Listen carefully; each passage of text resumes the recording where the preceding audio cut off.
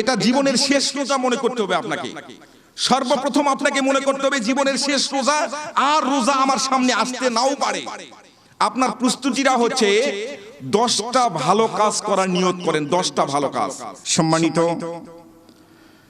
সুধী, পদ্মার অন্তরালে সতী সাধবী, অবলা সরলা সর্বগুণে গুণান্বিত মহিলা মা ও বোনেরা, সকলকে নিয়ে নামাজের মধ্যে যে দরুদখানা পড়ি, এই দরুদখানা আল্লাহ সুবহানাহু ওয়া তাআলাকে রাজি খুশি করার নিয়তে সকলে একবার পড়ে নিই।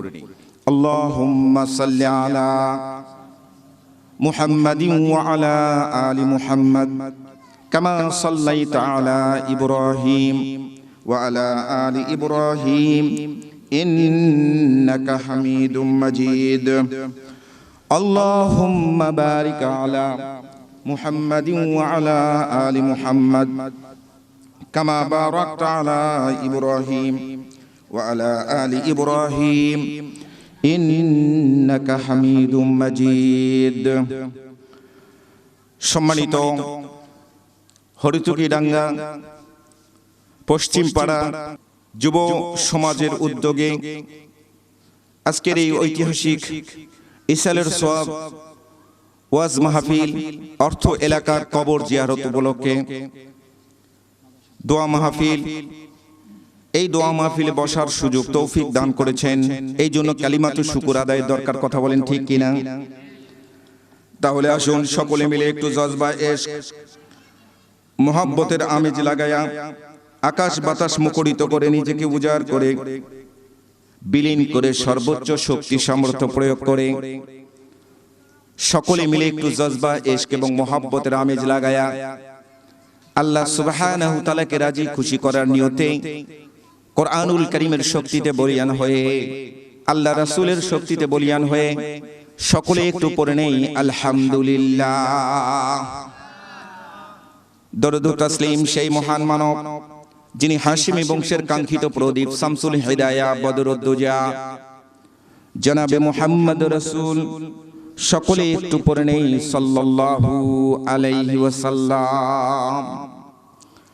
সম্মানিত হাজিরিন, আপনাদের কারো সন্তান আমি, কারো ভাই, আপনারা সকলে আমাকে চেনেন।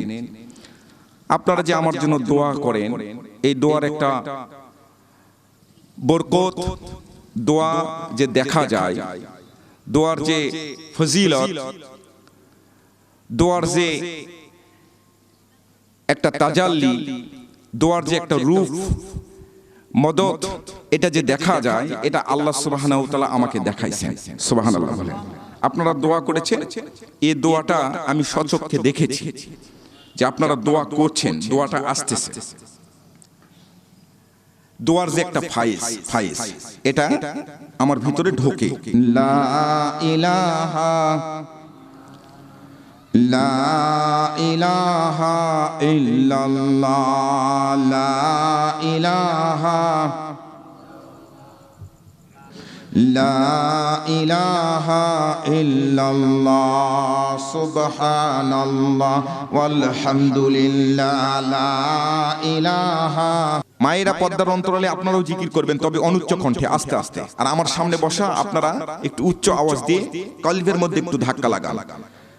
আর গুনাহ মাফের আশায় আজকে যেটা সুবহানাল্লাহ বলবেন, এই আজকে সন্ধ্যায় যে সুবহানাল্লাহ বলছেন, কালকে যদি রমজান মাসের চাঁদ ওঠে, কালকে সন্ধ্যার সময় রমজান মাসের চাঁদ ওঠার পর যদি সুবহানাল্লাহ বলেন, তাহলে এই সুবহানাল্লাহ হচ্ছে ফরজ।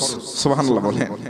আজকে সুবহানাল্লাহ বলবেন। সুবহানাল্লাহ, এই সুবহানাল্লাহ এই শব্দটার মধ্যে 9টা অক্ষর আছে, আরবি হরফ। এই 9টা অক্ষর আল্লাহর রাসূল সাল্লাল্লাহু আলাইহি সাল্লাম বলছেন, একটা হরফ কেউ যদি উচ্চারণ করে তার 10টা করে নেকি। সুবহানাল্লাহ জোরে বলেন। একটা হরফ 10টা নেকি, তাহলে 9 10 90। একবার সুবহানাল্লাহ বললে 90টা নেকি। আর আগামীকাল থেকে, আগামীকাল সন্ধ্যায় যদি রমজান মাসের চাঁদ ওঠে, এই চাঁদ ওঠার পর আপনি সুবহানাল্লাহ একবার বলবেন, 90 গুণ 70। সুবহানাল্লাহ বলবেন না? 90 গুণ 70।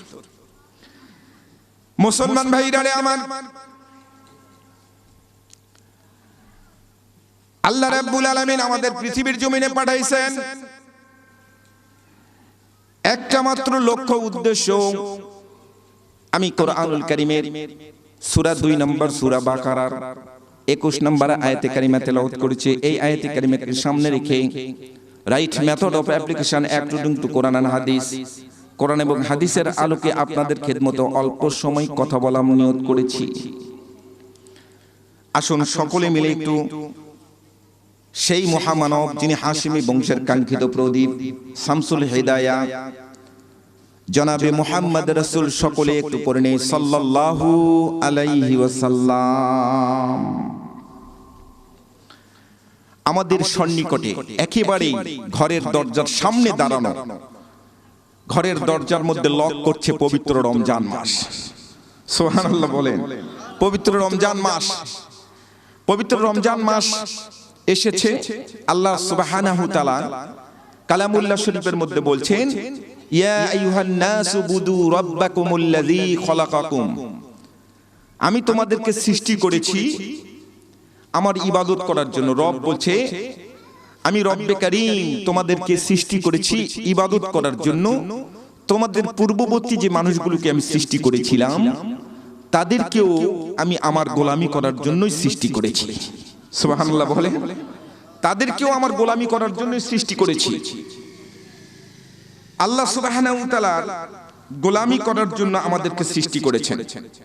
পবিত্র রমজান মাস, এই রমজান মাস সম্পর্কে আল্লাহ সুবহানাহু ওয়া তাআলা বলছেন ইয়া আইয়ুহাল্লাযীনা আমানু কুতিবা আলাইকুমুস সিয়াম কামা কুতিবা আলাল্লাযীনা মিন ক্বাবলিকুম লাআল্লাকুম তাত্তাকুন। আল্লাহু আকবার বলেন।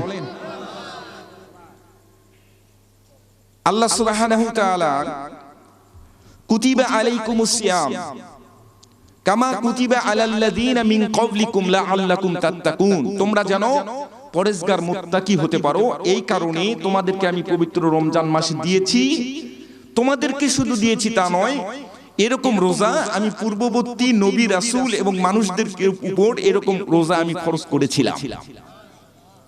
সম্মানিত হাজিরিন, রমজান মাস আমাদের একেবারে সন্নিকটে।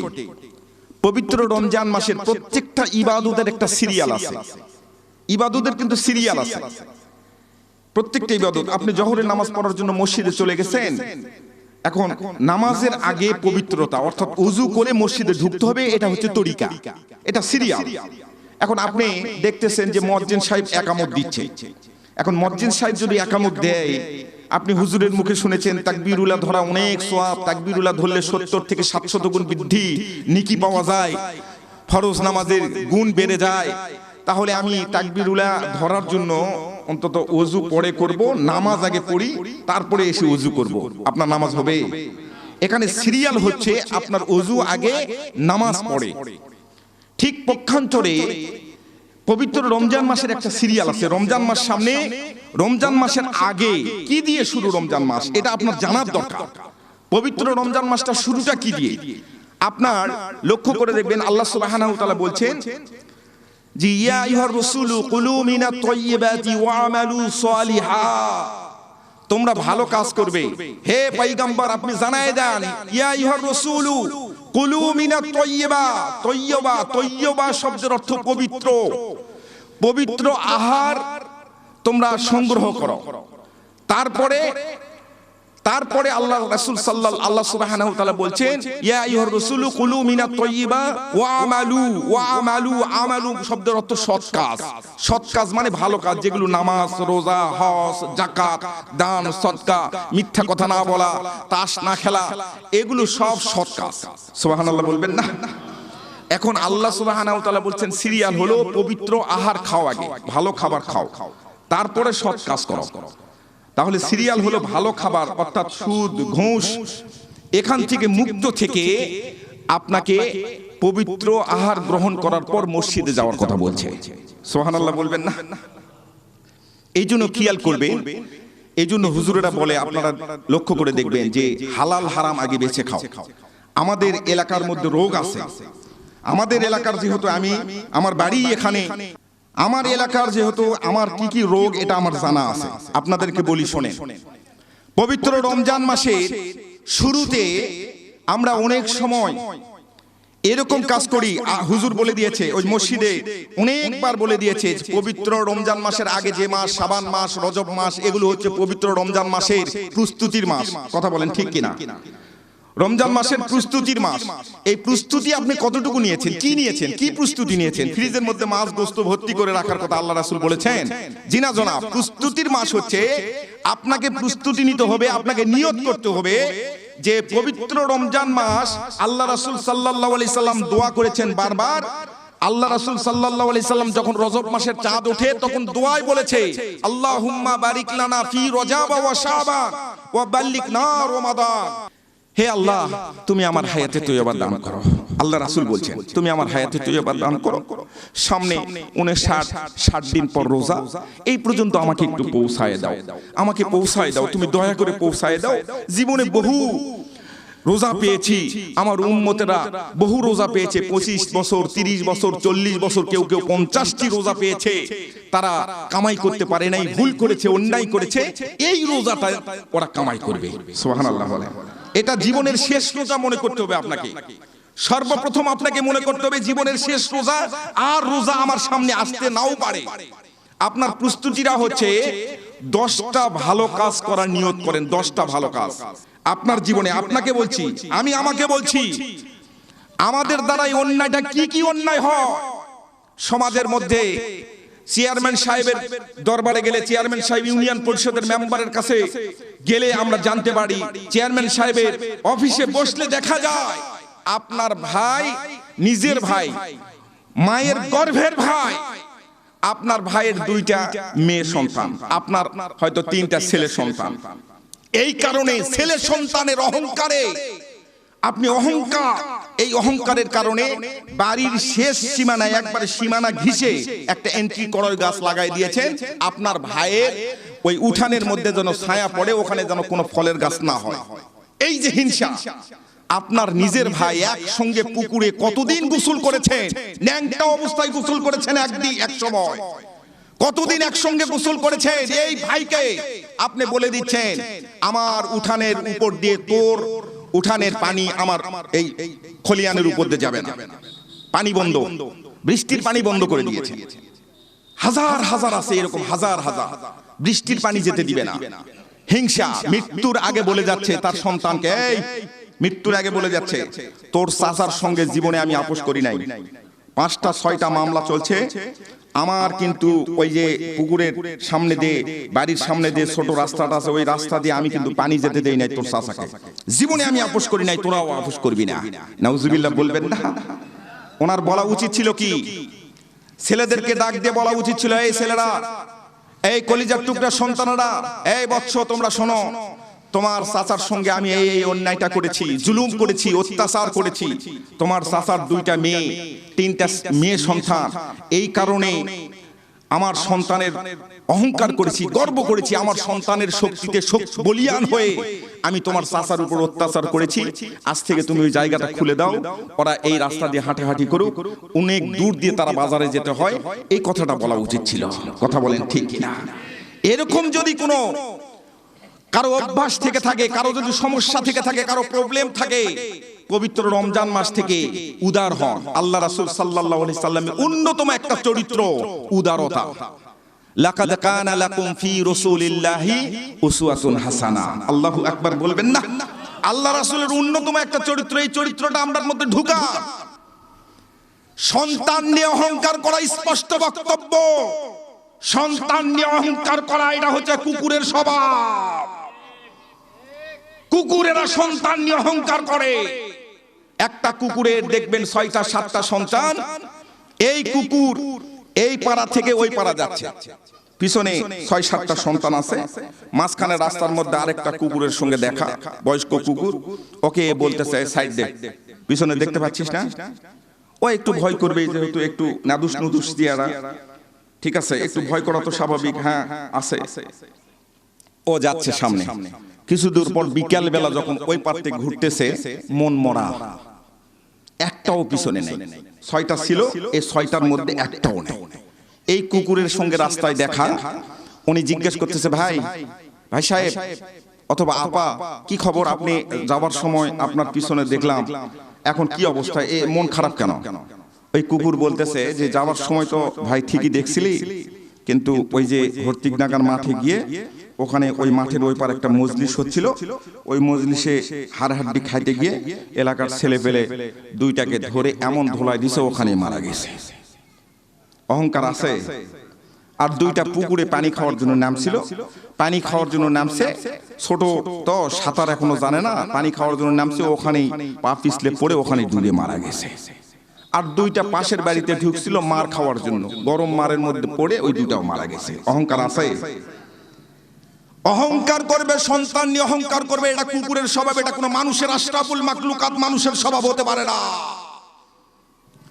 আপনার সন্তান নিয়ে আপনি অহংকার করবেন, আপনার সন্তান এক জায়গায় আছে, যে কোনো মুহূর্তে আপনার কাছে টেলিফোন আসতে পারে যে আপনার সন্তানটা রোড অ্যাক্সিডেন্টে মারা গেছে। আব্দুল কুদ্দুসকে বলবে, আব্দুল কুদ্দুস কি ব্যাপার, এই যে তুমি ফুটবলের মতো শুয়ে আছো।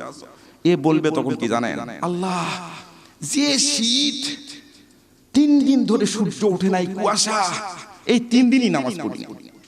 নাউজুবিল্লাহ বলবেন না?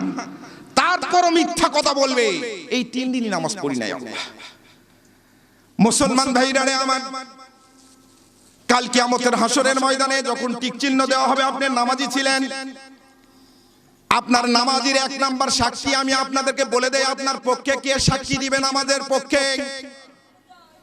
আল্লাহ রাব্বুল আলামিন সেদিন নিরপেক্ষ বিচার করবে, তিনি একমাত্র হাকিম। আপনার পক্ষে সাক্ষী দেওয়ার কেউ থাকবে না, একমাত্র সাক্ষী দিবা আপনার মসজিদের মধ্যে যে আপনার জন্য একটা সিট বরাদ্দ আছে, এই সিটটা টাচ করে আপনার পক্ষে সাক্ষী দিবে। আল্লাহু আকবার বলে। আমি যুদ্ধ বিগ্রহ করার জন্য আসি নাই, হানাহানি করার জন্য আসি নাই, আমি সমাজটা পরিবর্তন করে দেওয়ার জন্য এসেছি। আমি সমাজটা পরিবর্তন করে দেওয়ার জন্য এসেছি, সমাজটাকে নতুন সাজে সজ্জিত করার জন্য এসেছি।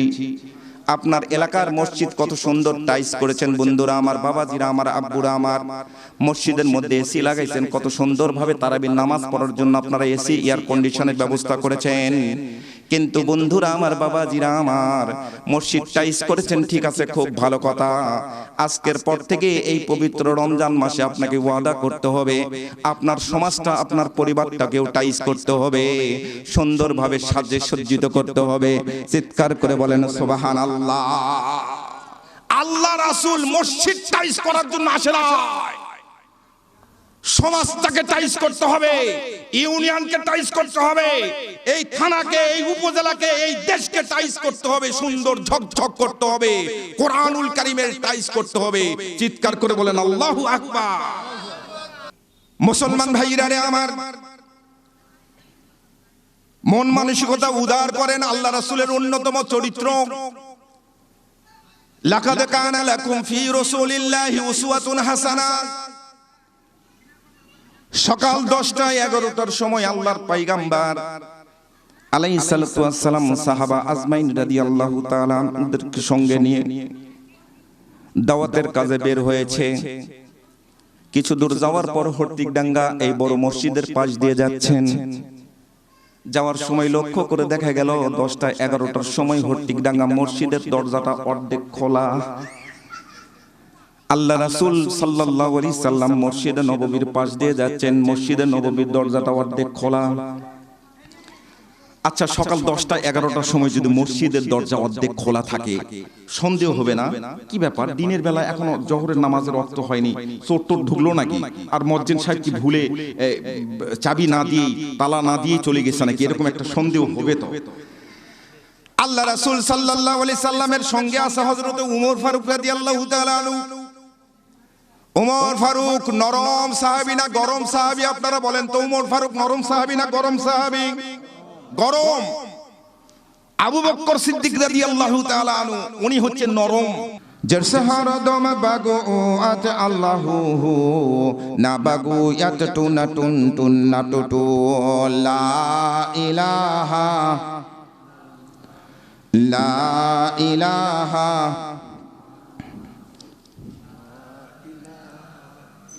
হাজারো ব্যথা বেদনার পরে ফিরে আসনি তুমি আপন ঘরে, দিনের আলো তুমি ছড়িয়ে দিতে চলে গেলে মদিনায় মক্কা ছেড়ে।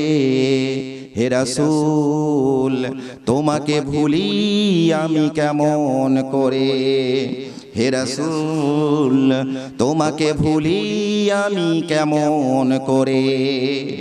খেয়ে না খেয়ে দিন প্রচারের তরে নিজেকে দিয়েছো বিলিয়ে।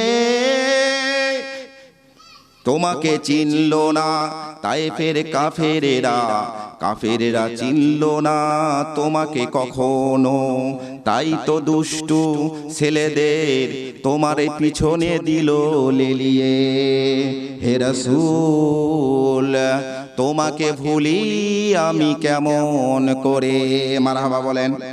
সম্মানিত হাজিরিন, হযরত উমর ফারুক রাদিয়াল্লাহু তাআলা নরম সাহাবী, হযরত আবু বকর সিদ্দিক রাদিয়াল্লাহু তাআলা, বড় বড় সাহাবী অনেক আছে।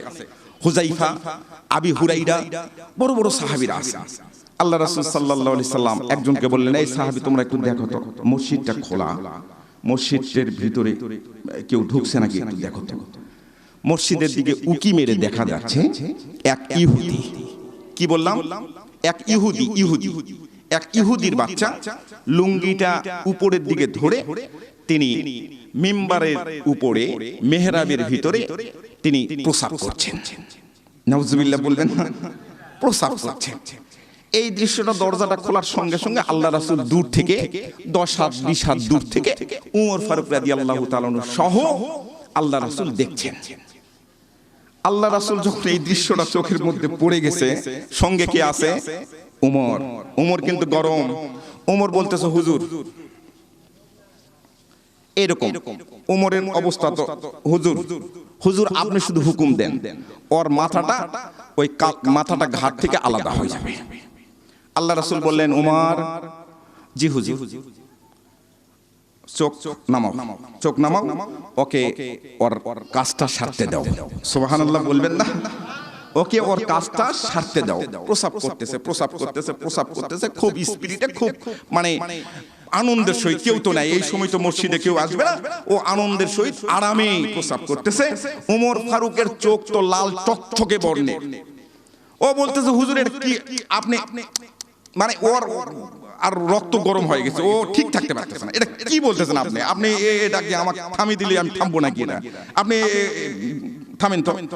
আল্লাহ রাসূল বলছেন, ওমর, আল্লাহ রাসূল বলতেছে, ঠিক আছে আমি থেমে আছি।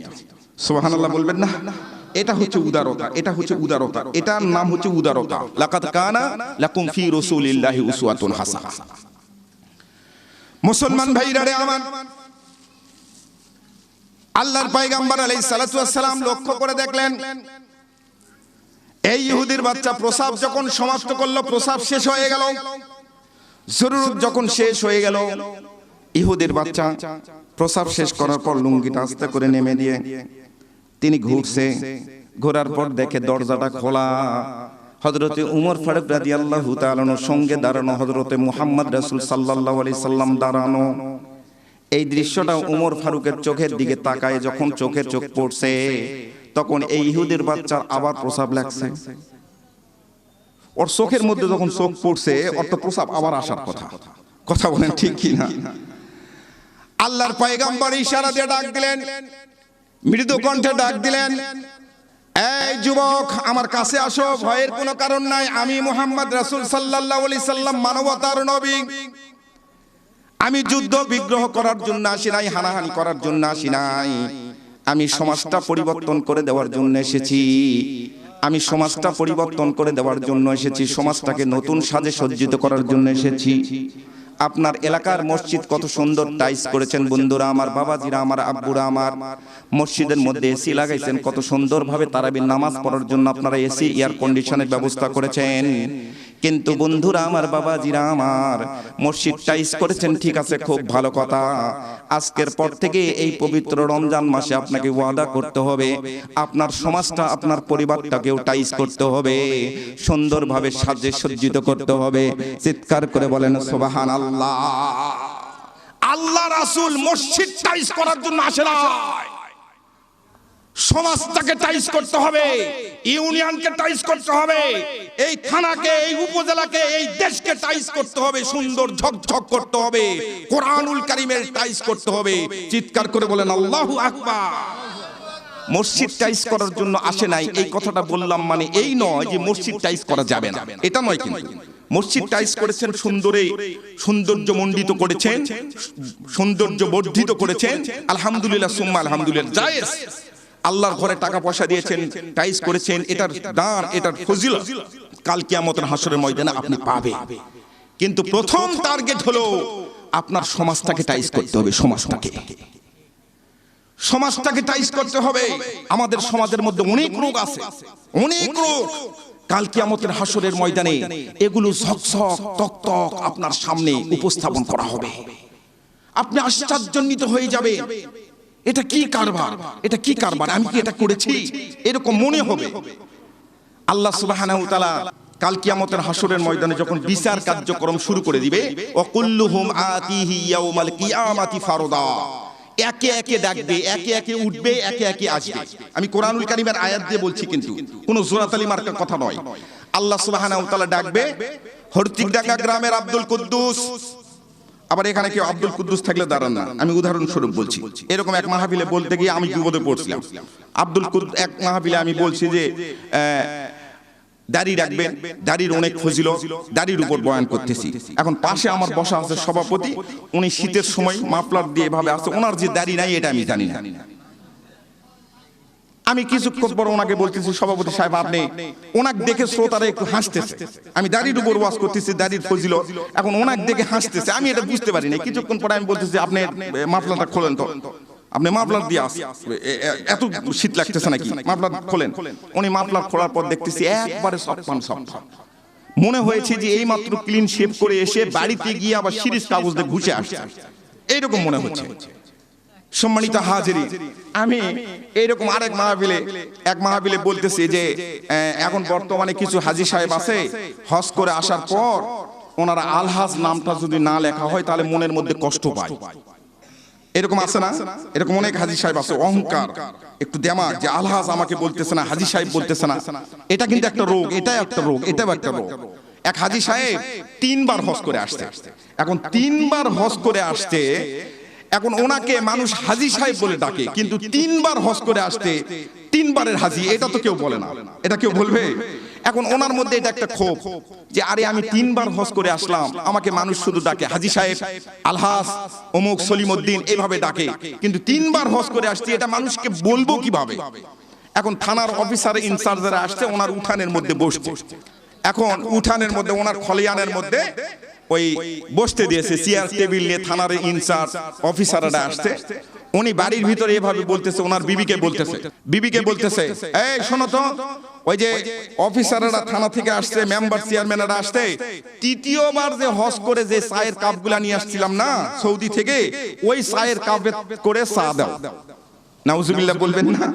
ওনার উদ্দেশ্য হলো আমি 3য়বার যে হজ করে আসছি এটা প্রকাশ করার। এরকম কিন্তু আছে, এটা আছে। আল্লাহ সুবহানাহু ওয়া তাআলা কাল কিয়ামতের হাসরের ময়দানে আপনার হাতের মধ্যে ডাক দিবে, আপনাকে ডাক দিবে, আব্দুল কুদ্দুস, হরতিকডাঙ্গা গ্রামের আব্দুল কুদ্দুস। আপনি সঙ্গে সঙ্গে বললেন লাব্বাইকা ইয়া রব্বে কারীম, এখানে আসো। একে একে ডাকা হবে, যেহেতু একে একে ডাকা হবে, এখানে আসো। আসার পরই আপনার আমলনামা একটা ফটোকপি আপনার হাতের মধ্যে দেওয়া হবে। আর আল্লাহ সুবহানাহু ওয়া তাআলা কুদরতি কুরসির মধ্যে বসা ফেরেশতা একটা দাঁড়ানো, এই ফেরেশতা আপনার আমলনামা এভাবে দেখবে। নামাজ আব্দুল কুদ্দুস, নামাজ, এই ফজরের নামাজ তো তোমার নাই। তখন এই বলবে, লাভ দিয়ে উঠবে, আল্লাহ নামাজ তো আমি পড়ছি। ও বলবে নামাজটা আমি পড়ছি। আরে নামাজ তো পড়ছিস, এই জুমার নামাজ তুই পড়ছিস, দেখা যাচ্ছে জুমার নামাজ পড়ছিস, কিন্তু জুমার নামাজের সালাম ফিরার সঙ্গে সঙ্গে ইমাম সাহেব সালাম ফিরার সঙ্গে সঙ্গে দোয়া করার পর তুই তো উঠে চলে গেছিস, এটা নাই তো, তোর তো কারবার ভিন্ন। ব্যাপারটা কি, সুন্নত নামাজ পড়িস নাই? তখন বলবে যে আল্লাহ ওই মসজিদ টাইস করার জন্য আমি 5000 টাকা দিয়েছিলাম। আরে টাকা দিছিস ওটা তো আছে। আল্লাহ সুবহানাহু ওয়া তাআলা বলছেন সূরা নাবার শেষের আয়াত, ইয়াউমা ইয়ানজুরুল মারউ মা কদ্দামাত ইয়াদাহু ওয়া ইয়াকুলুল কাফিরু ইয়া লাইতানি কুনতু তুরাবা। আল্লাহু আকবার বলে, স্পষ্ট দেখবে, স্পষ্ট এভাবে যখন দেখবে তখন এই লাফ দিয়ে উঠবে, লাফ দিয়ে উঠে বলবে, আল্লাহ কোন ওয়াক্তের কথা বলতেছেন আপনি, কোন ওয়াক্তের কথা বলতেছেন? তখন আল্লাহ বলবে যে কোন ওয়াক্তের কথা বলতেছি মানে আমি তো নামাজ পড়ছি, আমার ইমাম সাহেব সাক্ষী, ইমাম সাহেবকে ডাকেন। ইমাম সাহেবকে ডাকা হবে। ইমাম সাহেব যেহেতু একটা সাক্ষী আছে ওনার পক্ষে, উনি বলেছেন, ইমাম সাহেব লাব্বাইক ইয়া রব্বে কারীম। উনি যখন সামনে আসবে ইমাম সাহেবকে বলা হবে, ইমাম সাহেব আপনি সাক্ষী দেন। উনি আসতেছে, ইমাম সাহেব আসতেছে। এখন ইমাম সাহেব যখন আসতেছে উনি ওখান থেকে বলতেছে, হুজুর দেশি মুরগি, ওই যে মাঝে মধ্যে দেশি মুরগির ঝোল দিয়ে সেহরি খাওয়াইছে, ইফতারি করাইছে, ওই জন্য উনি বলবে দেশি মুরগি খাওয়াইছি, আজকে কিন্তু আমার পক্ষে সাক্ষী দিয়ে। ইমাম সাহেব আপনার পক্ষে সাক্ষী দিবে? সেই দিন কেউ থাকবে না আপনার পক্ষে। ইমাম সাহেব দাঁড়িয়ে এতটুকু কথা বলবে, রব্বে কারীম উনি নামাজ পড়েছে কিনা এটা আমি জানি না, আমি তাকবীরুল্লাহ মেহরাবের ভিতরে ঢুকে আল্লাহু আকবার বলেছি, পিছনে তো আমার তাকার কোনো কায়দা নাই, কখন এসে নামাজ পড়েছে কখন চলে গেছে এটা আমি জানি না। উনি কিন্তু কুল্লু খালাস। ইমাম সাহেবকে বলবে ঠিক আছে আপনার সাক্ষী হয়ে গেছে, আপনি যান। মুসলমান ভাইরা রে আমার, আল্লাহ রাব্বুল আলামিন বললেন ইয়াউমা ইয়ানজুরুল মারউ মা কদ্দামাত ইয়াদাক। আল্লাহ রাব্বুল আলামিন বলবে ফেরেশতা আর কোনো সাক্ষী দরকার নাই, মেমরি কার্ডটা একটু উঠায় দাও। মেমরি কার্ডটা সিডির মধ্যে যখন উঠায় দেওয়া হলো, বিশাল স্ক্রিনের মধ্যে ঝকঝক তকতক আপনি দেখতে পাচ্ছেন। আপনি দাঁড়ানো আছেন, ইমাম সাহেব, মুয়াজ্জিন সাহেব, গ্রামের মানুষ কেউ থাকবে না, কেউ থাকবে না। আল্লাহ রাব্বুল আলামিন আপনার একা একা বিচার করতেছে, একা একা বিচার করতেছে। আপনি এবার দেখতেছেন মসজিদের মধ্যে আজান হচ্ছে, ফজরের আজান হচ্ছে। এই আজানের সময় আপনার ক্যামেরাটা আস্তে আস্তে মসজিদের মধ্যে যাচ্ছে, হরটিডাঙ্গা মসজিদের মধ্যে। মসজিদের মধ্যে ঢোকার পর দরজাটা যখন ওপেন হয়ে গেল, মসজিদের মুয়াজ্জিন সাহেব যখন আজান দিচ্ছে, তখন আল্লাহ রাব্বুল আলামিন বলবে, ও আব্দুল কুদ্দুস, এটা কি তোমার মসজিদের আজানের শব্দ নাকি? তখন এই বলবে, হ্যাঁ আমার মুয়াজ্জিন সাহেব আজান দিচ্ছে, ওই কণ্ঠই তো, ওই কণ্ঠ। মসজিদের মধ্যে ক্যামেরা যাওয়ার পর লক্ষ্য করে দেখবে অনেক মুসল্লি আছে, কিন্তু আব্দুল কুদ্দুস নাই। আল্লাহ রাব্বুল আলামিন ফেরেশতাকে বলবে ক্যামেরাটা এবার বাড়ির দিকে নিয়ে যাও। মসজিদ থেকে ক্যামেরা বের হলো, দুই দিকে বাঁশঝাড়, রাস্তাটা মাঝখানে, তারপরে একটা পুকুর পাড়, তারপরে একটা ছোট্ট একটা গলি, চিকন গলি। এই চিকন গলি দিয়ে আস্তে করে ক্যামেরাটা যাচ্ছে। দরজা দিয়ে যখন ঢুকছে ক্যামেরা, ঘরের ভিতর যখন আস্তে করে ক্যামেরাটা ঢুকছে, লক্ষ্য করে দেখা যায় আরামের কম্বলের মধ্যে ফুটবলের মতো আব্দুল কুদ্দুস শুয়ে আছে। আব্দুল কুদ্দুসকে বলবে, আব্দুল কুদ্দুস কি ব্যাপার, এই যে তুমি ফুটবলের মতো শুয়ে আছো। এ বলবে তখন কি জানেন, আল্লাহ যে শীত, 3 দিন ধরে সূর্য ওঠে নাই, কুয়াশা, এই 3 দিনই নামাজ পড়ি না। নাউজুবিল্লাহ বলবেন না, তারপরও মিথ্যা কথা বলবে, এই 3 দিনই নামাজ পড়ি নাই। আল্লাহ, মুসলমান ভাইরা রে আমার, কাল কিয়ামতের হাসরের ময়দানে যখন টিক চিহ্ন দেওয়া হবে, আপনি নামাজি ছিলেন, আপনার নামাজের 1 নাম্বার সাক্ষী আমি আপনাদেরকে বলে দেই, আপনার পক্ষে কে সাক্ষী দিবেন? আমাদের পক্ষে আল্লাহ রাব্বুল আলামিন সেদিন নিরপেক্ষ বিচার করবে। তিনি একমাত্র হাকিম। আপনার পক্ষে সাক্ষী দেওয়ার কেউ থাকবে না, একমাত্র সাক্ষী দিবা আপনার মসজিদের মধ্যে যে আপনার জন্য একটা সিট বরাদ্দ আছে, এই সিটটা টাচ করে আপনার পক্ষে সাক্ষী দিবে। আল্লাহু আকবার বলে। হাসপাতালে যাবেন, একটা সিট খালি পাবেন না, একটা সিট খালি পাবেন না। হাসপাতালে গিয়ে দেখেন 2-1 দিন আপনাকে নিচে থাকতে হবে, তারপরে আপনি সিট দিবে। আজকে বাসে ওঠেন, বাসে উঠে আপনি নওগাঁ যাবেন, সিট খালি পাবেন না। ট্রেনে উঠবেন, সিট খালি পাবেন না। 7 দিন 8 দিন 10 দিন আগে টিকিট করতে হবে। স্টিমারে উঠবেন, সিট খালি পাবেন না। লঞ্চে উঠবেন, সিট খালি পাবেন না। জয়পুরহাট ডায়াগনস্টিক সেন্টারে আপনি মলমূত্র রক্ত পরীক্ষা করার জন্য যান। ডাক্তারের চেম্বারের সামনে ফাইল হাতে নিয়ে, বুড়া মানুষ, বৃদ্ধ মানুষ, আপনার লাল টকটকে দাড়ি, আপনাকে ফাইল হাতে নিয়ে ফ্যানের নিচে জায়গা পাবেন না, সিট খালি পাবেন না, কোনো জায়গায় বসার জায়গা পাবেন না। সব জায়গায় সিট ফিল আপ। একটা জায়গায় সিট খালি থাকে, সেটা হচ্ছে আপনার গ্রামের জামে মসজিদ।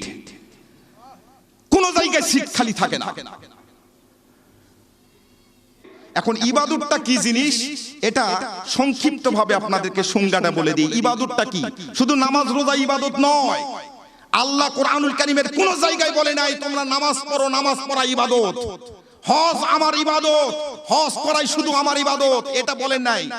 ওমা খলাকতুল জিন্না ওয়াল ইনসা ইল্লা লিয়াবুদুন, এটার অর্থ হলো তোমরা আমার গোলামি করো, আমার ইবাদত করো। ইবাদতের সংজ্ঞাটা হলো আজকের পর থেকে তোমরা যেই কাজগুলো আমি হুকুম করেছি, আমার আদেশ, সেগুলো তোমরা মেনে নিবে, সেগুলো তোমরা গ্রহণ করবে। চিৎকার করে বলেন সুবহানাল্লাহ। এটার নাম ইবাদত। আর দ্বিতীয় কথা হলো যেই কাজগুলো আমি নিষেধ করেছি সেই কাজগুলো নিষেধ হিসাবে গ্রহণ করা, নিষেধ হিসাবে মেনে নেওয়া, এটা হচ্ছে আমার ইবাদত। সুবহানাল্লাহ বলবেন না? আলতাডিগি জঙ্গল তো আমাদের এলাকার, এই জঙ্গল দিয়েই বলি তাহলে বুঝতে সুবিধা হবে। আলতাডিগি জঙ্গলের মধ্যে একটা সাপুরিয়াকে ডেকে যদি বলেন, এই সাপুরিয়া ভাই, এই জঙ্গলের মধ্যে অনেক সাপ আছে, তুমি এই বিনটা হাতে নাও, একটা সাপ আমাকে ধরে দাও। ও দেখবেন 1 ঘন্টা 1.5 ঘন্টা 2 ঘন্টা বিনের সুরের মধ্যে এমন একটা তাল আল্লাহ সুবহানাহু ওয়া তাআলা লুকিয়ে রাখছেন, এই বিনের সুরের তালে গভীর জঙ্গলের গহীন গর্তের মধ্যে যেন কোনো বিষধর জন্তু, একটা সাপ যদি থাকে, ও বের হয়ে আসতে বাধ্য হয়। কথা বলেন ঠিক কিনা?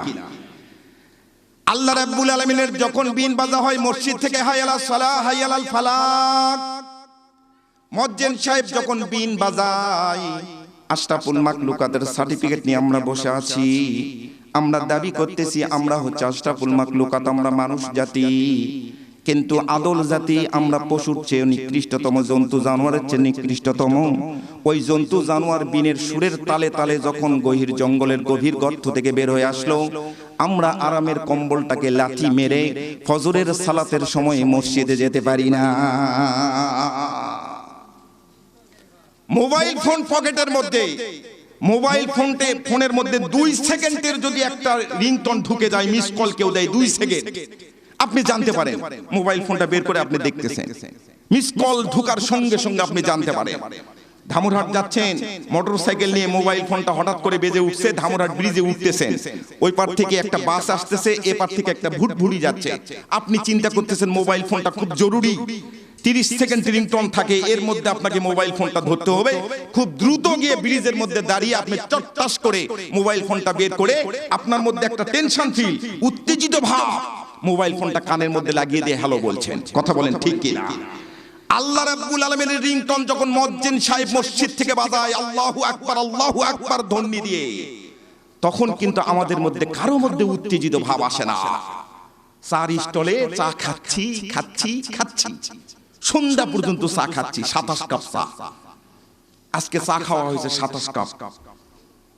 বাড়ির ছেলের বউকে বলতেছে আমি একটু বাজারে যাচ্ছি, ভর্তিকডাঙ্গা বাজারে যাচ্ছি। বউ বলতেছে আব্বা বাজারে যাচ্ছেন কেন? বিকাল বেলা একটু রেস্ট করবেন, আপনি বাজারে যাচ্ছেন কেন?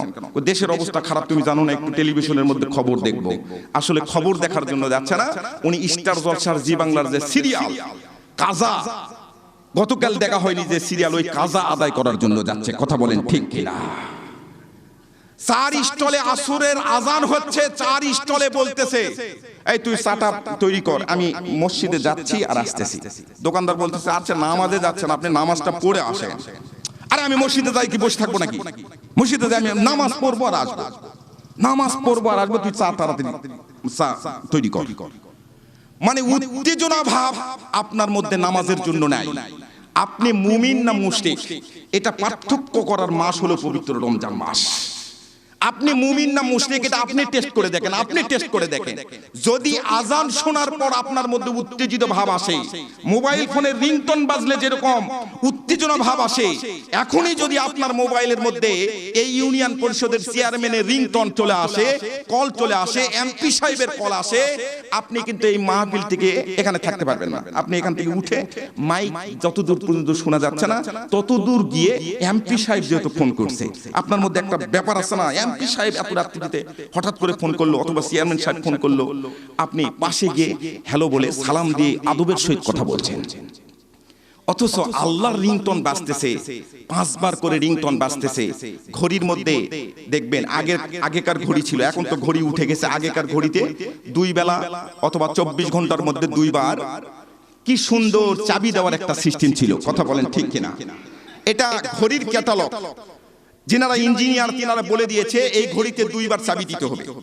যদি আপনি ইচ্ছা করেন যে এই ঘড়িতে আমি দিনে 3 বার চাবি দিব, এই ঘড়িটা লাস্টিং করবে। যদি মনে করেন আমি সপ্তাহে 1 বার চাবি দিব, এটাও কিন্তু লাস্টিং করবে না। আল্লাহ সুবহানাহু ওয়া তাআলা রাসূল সাল্লাল্লাহু আলাইহি সাল্লামকে মেরাজের রাত্রিতে একটা হাদিয়া দিলেন, তোয়াফা দিলেন, নিয়ামত দান করলেন। তোমার উম্মত 5 বার সালাত আদায় করবে, 5 বার ওযু করবে, মসজিদে যাবে, রিংটন বাজবে, রিংটন বাজার সঙ্গে সঙ্গে মসজিদে হাজিরা দিবে, রিংটন বাজার সঙ্গে সঙ্গে উত্তেজিত ভাব আসবে, আর পৃথিবীর কোনো কাজ করবে না, সে মসজিদে যাবে। এই মানুষটার জন্য আমি হাউজে কাউসার তোমাকে দান করলাম। সুবহানাল্লাহ বলবেন না? এখন একটা মানুষের মাথা যদি না থাকে এই ঘাড়ের উপর, এই মানুষটাকে কিন্তু সহজে চেনা যায় না। যেই মানুষটার নামাজ নাই, সেই মানুষটা মুমিন না মুশরিক এটা কিন্তু চেনা যায় না। কথা বুঝতে পেরেছেন? মুমিন না মুশরিক। আপনার মধ্যে যদি আজান শোনার পরে উত্তেজিত ভাব আসে, আপনি নিজে নিজে বুঝে নেবেন, এটা ঔষধ দিয়ে দিলাম আপনাকে, আপনি নিজে নিজে বুঝে নেবেন কি আপনি মুমিন। আজান শোনার পরে উত্তেজিত ভাব আসছে, 4 কাপের মধ্যে চুমুক দিয়েছেন, আজান শোনার পর যদি মনে হয় যে আপনি চাটা খেয়ে নামাজ ধরতে পারবেন, এরকম সময় আছে, চা খেয়ে যান, অসুবিধা নেই, এখানে নাজায়েজ নেই, নাজায়েজ নেই যদি মনে হয়। আর যদি মনে হয় যে জামাত ধরতে পারবেন না, উত্তেজিত ভাব আসতেছে, চা ওখানেই রেখে আপনি যদি যেতে পারেন, যদি পারেন, তাহলে বুঝবেন আপনার পরীক্ষায় আপনি পাস, আপনি মুমিন। সুবহানাল্লাহ বলবেন না? মুসলমান ভাইরা রে আমার, আমি যে কথাটা বলছিলাম, প্রত্যেকটা ইবাদতের সিরিয়াল হলো, একটা সিরিয়াল আছে, সিরিয়াল নামাজের জন্য যেমন সিরিয়াল ওযু, তেমনি পবিত্র রমজান মাসের সিরিয়াল হলো শুরুতে হচ্ছে নামাজ। কথাটা আরেকটু ব্যাখ্যা বিশ্লেষণ করে দিলে আপনারা বুঝতে পারবেন। পবিত্র রমজান মাসের চাঁদ যদি আগামীকাল দেখা যায়, তাহলে মসজিদের মুয়াজ্জিন সাহেব এলান দিয়ে দিবে, তাড়াতাড়ি চলে আসেন, আজকেই তারাবির নামাজ শুরু। আচ্ছা, পবিত্র রমজান মাসের চাঁদ ওঠার পর কি আপনাকে বলবে যে এই সিহরি করেন, এখন সিহরি করেন, সিহরি করেন, সিহরি করেন? এটা বলবে? আপনাকে বলবে তারাবির নামাজ আগে, অর্থাৎ নামাজ দিয়ে পবিত্র রমজান মাস শুরু। এমন মানুষ টেলিফোন করে আমাকেও জিজ্ঞেস করে, হুজুর আমি রমজান মাসের রোজা আছি, নামাজ যদি না পড়ি তাহলে রমজান মাসের রোজা হবে? আমি ওনাকে উত্তর দেই, আপনি বলেন তো রমজান মাসটা শুরু হয়েছে রোজা দিয়ে না নামাজ দিয়ে? ওনাকে আবার পাল্টা প্রশ্ন করি, উনি বলতেছে হুজুর এটা তো বুঝলাম না। আপনার প্রশ্নের উত্তরটা পাওয়ার আগে এটা আগে খতিয়ান করে দেখেন। উনি অনেকক্ষণ চিন্তা করে বলতেছে, হুজুর রমজান মাস তো শুরু হয়েছে নামাজ দিয়ে, তারাবির নামাজ আগে পড়ছি, এই নামাজটা তো আগে ছিল না, অন্য মাসে ছিল। রমজান মাস যখনই আসছে তারাবি শুরু, তারাবির নামাজ দিয়ে যেহেতু শুরু, নামাজ আপনাকে পড়তে হবে, পবিত্র রমজান মাসের হক 100% আদায় করা হবে। সুবহানাল্লাহ বলবেন না? মুসলমান ভাইরা রে আমার, আমাদের এলাকার মধ্যে যত প্রকার সমস্যা আছে তার মধ্যে অন্যতম একটা সমস্যার কথা বলে দেই। এই সমস্যাটা খুব মারাত্মক সমস্যা। অনেক ভাইরা বিদেশে আছে, বিদেশ থেকে টেলিফোন করে গ্যাসের চুলা ওলাকে বলে দিচ্ছে, তোর ভাবির জন্য একটা গ্যাসের চুলা বরাদ্দ আছে, ওটা একটু লাগাই দিয়ে আয়। গ্যাসের চুলা নষ্ট হয়েছে, একটু মিস্ত্রিকে পাঠিয়ে দিচ্ছে। বিদেশ থেকে টেলিফোন করে, ঢাকা শহর থেকে টেলিফোন করে, মালয়েশিয়া থেকে টেলিফোন করে বলে দিচ্ছে, তোর ভাবির গ্যাসের চুলাটা নষ্ট হয়েছে, তাড়াতাড়ি একটু ঠিক করে দিয়ে আয়। গ্যাসের চুলা ঠিক করে দিতে আসে, এই মিস্ত্রির সঙ্গে আস্তে করে ওই ভাবি সাহেব আলাপ করতেছে, কথা বলেন ঠিক কিনা? আগেকার জামানায় আমরা দেখেছি, আমাদের দাদিরা, আমাদের মায়েরা এরকম দেখেছি, আমাদের বিবিদেরকে এটা দেখতে পাচ্ছি না। আমরা দেখেছি বাড়িতে ঢোকার আগে কোনো মানুষ যদি বলে আব্দুর রহিম সাহেব বাড়িতে আছেন, ভিতর থেকে বলতো উনি তো বাড়িতে নেই, উনি বাড়িতে নেই, এটা বলে দিত। কিন্তু এখন যদি কেউ গিয়ে বলে আব্দুর রহিম সাহেব বাড়িতে আছেন, ভিতর থেকে আওয়াজ দেয় বাড়িতে নাইতে কি হয়েছে, উনি বাড়িতে নাইতে কি হয়েছে, আসেন আসেন আসেন আসেন, আমরা তো আছি, আমরা তো আছি, একটু পান খান, জর্দা আছে, হাকিমপুরি জর্দা আছে, একটু পান খান, একটু বসেন, গল্প আলাপ করি, কথা বলেন ঠিক কিনা? এই কালচারটা আমাদের মধ্যে আসতেছে, এটা আসতেছে। সম্মানিত হাজিরিন, পবিত্র রমজান মাসের শিক্ষা হলো 10টা বদ অভ্যাস ত্যাগ করেন আপনি। যতগুলো অভ্যাস আছে তার মধ্যে 10টা বদ অভ্যাস আপনি আপনার মধ্যে দেখেন, খোঁজেন, আত্মসমালোচনা করেন, এই 10টা অভ্যাস পরিত্যাগ করেন, আর ভালো ভালো 10টা অভ্যাস এর মধ্যে ঢুকান। সুবহানাল্লাহ বলবেন না? যদি বিড়ি খাওয়ার অভ্যাস থাকে, সিগারেট খাওয়ার অভ্যাস থাকে, এটা আল্লাহর হস্তে নিয়ত করেন যে পবিত্র রমজান মাসের সিগারেট আর বিড়ি খাওয়ার সময় নেই। আমি একটা ক্যালকুলেশন করে হিসাব করে বের করে দেখেছি যে বিড়ি সিগারেট যারা খায় পবিত্র রমজান মাসের হক যদি আদায় করে তাহলে বিড়ি সিগারেট খাওয়ার সময় সর্বোচ্চ 1.5 ঘন্টা পাবে, সর্বোচ্চ। এই 1.5 ঘন্টা বিড়ি সিগারেট খাবো না, তাহলে ইচ্ছা করলে আর ও জীবনে মুখে দিবে না। 1.5 ঘন্টা হিসাবটা দেখেন, বোঝেন। 15 ঘন্টা 15.5 ঘন্টা রোজা, সেহরি থেকে ইফতার পর্যন্ত 15 ঘন্টা 15.5 ঘন্টা রোজা, 24 ঘন্টার মধ্যে। তার মধ্যে এই 15 ঘন্টার সঙ্গে আপনি 6 ঘন্টা ঘুম যোগ করেন, 6 ঘন্টার মধ্যে আপনার সেহরি আছে। তার মধ্যে আপনি মাগরিবের নামাজ, রোজার যেহেতু বাহিরে, এশার নামাজ, তারাবির নামাজ এবং মাগরিব সহ আপনার 1 ঘন্টা ধরলাম, তাহলে 15 ঘন্টা 6 ঘন্টা 21 ঘন্টা, আর তারাবির নামাজ মাগরিবের নামাজ সহ আপনার আরো 1 ঘন্টা গেল, কত? 22 ঘন্টা। এই যে 22 ঘন্টা অতিবাহিত হয়ে গেল, এর মধ্যে আপনার একটু কোরআন তেলাওয়াত আছে, তাহাজ্জুদের নামাজ আছে। এই তাহাজ্জুদের নামাজ, কোরআন তেলাওয়াত, জিকির আজকার, এগুলো করতে আরো 1 ঘন্টা বাদ দিলাম। আর 1 ঘন্টা বাদ দিলে মাত্র 2 ঘন্টা বা 3 ঘন্টা সময় থাকে। এই 3 ঘন্টার সময় আপনি যদি মনে করেন এই বিড়ি সিগারেটটা আমি খাবো না, তাহলে সর্বোচ্চ একটা ইবাদত করলেন। ইবাদতটা কিন্তু শুধুমাত্র নামাজ, রোজা, হজ, যাকাত এটা মনে করেন না যে নামাজ, রোজা, হজ, যাকাত এটাই ইবাদত। আমি কোরআনুল কারীমের সূরা বাকারার 21 নম্বর আয়াতে কারিমা তেলাওয়াত করেছি।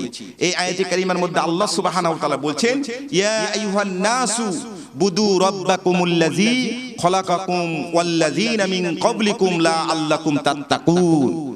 তারা পরেজগার মুত্তাকি হবে, ইবাদত করবে আমি রবের। এখন ইবাদতটা কি জিনিস এটা সংক্ষিপ্তভাবে আপনাদেরকে সংজ্ঞাটা বলে দিই। ইবাদতটা কি? শুধু নামাজ রোজা ইবাদত নয়। আল্লাহ কোরআনুল কারীমের কোন জায়গায় বলে নাই তোমরা নামাজ পড়ো, নামাজ পড়া ইবাদত। হজ আমার ইবাদত, হজ করাই শুধু আমার ইবাদত, এটা বলেন নাই। ওমা খলাকতুল জিন্না ওয়াল ইনসা ইল্লা লিয়াবুদুন, এটার অর্থ হলো তোমরা আমার গোলামি করো, আমার ইবাদত করো। ইবাদতের সংজ্ঞাটা হলো আজকের পর থেকে তোমরা যেই কাজগুলো আমি হুকুম করেছি, আমার আদেশ, সেগুলো তোমরা মেনে নিবে, সেগুলো তোমরা গ্রহণ করবে। চিৎকার করে বলেন সুবহানাল্লাহ। এটার নাম ইবাদত। আর দ্বিতীয় কথা হলো যেই কাজগুলো আমি নিষেধ করেছি সেই কাজগুলো নিষেধ হিসাবে গ্রহণ করা, নিষেধ হিসাবে মেনে নেওয়া, এটা হচ্ছে আমার ইবাদত। সুবহানাল্লাহ বলবেন না? বুঝতে মনে হয় পারেন নাই, আরেকটু বুঝাই দেই। নামাজ আল্লাহর হুকুম, নামাজ পড়া ইবাদত। তাস খেলা আল্লাহর হুকুম নয়, নিষেধ। তাস না খেলা হচ্ছে ইবাদত।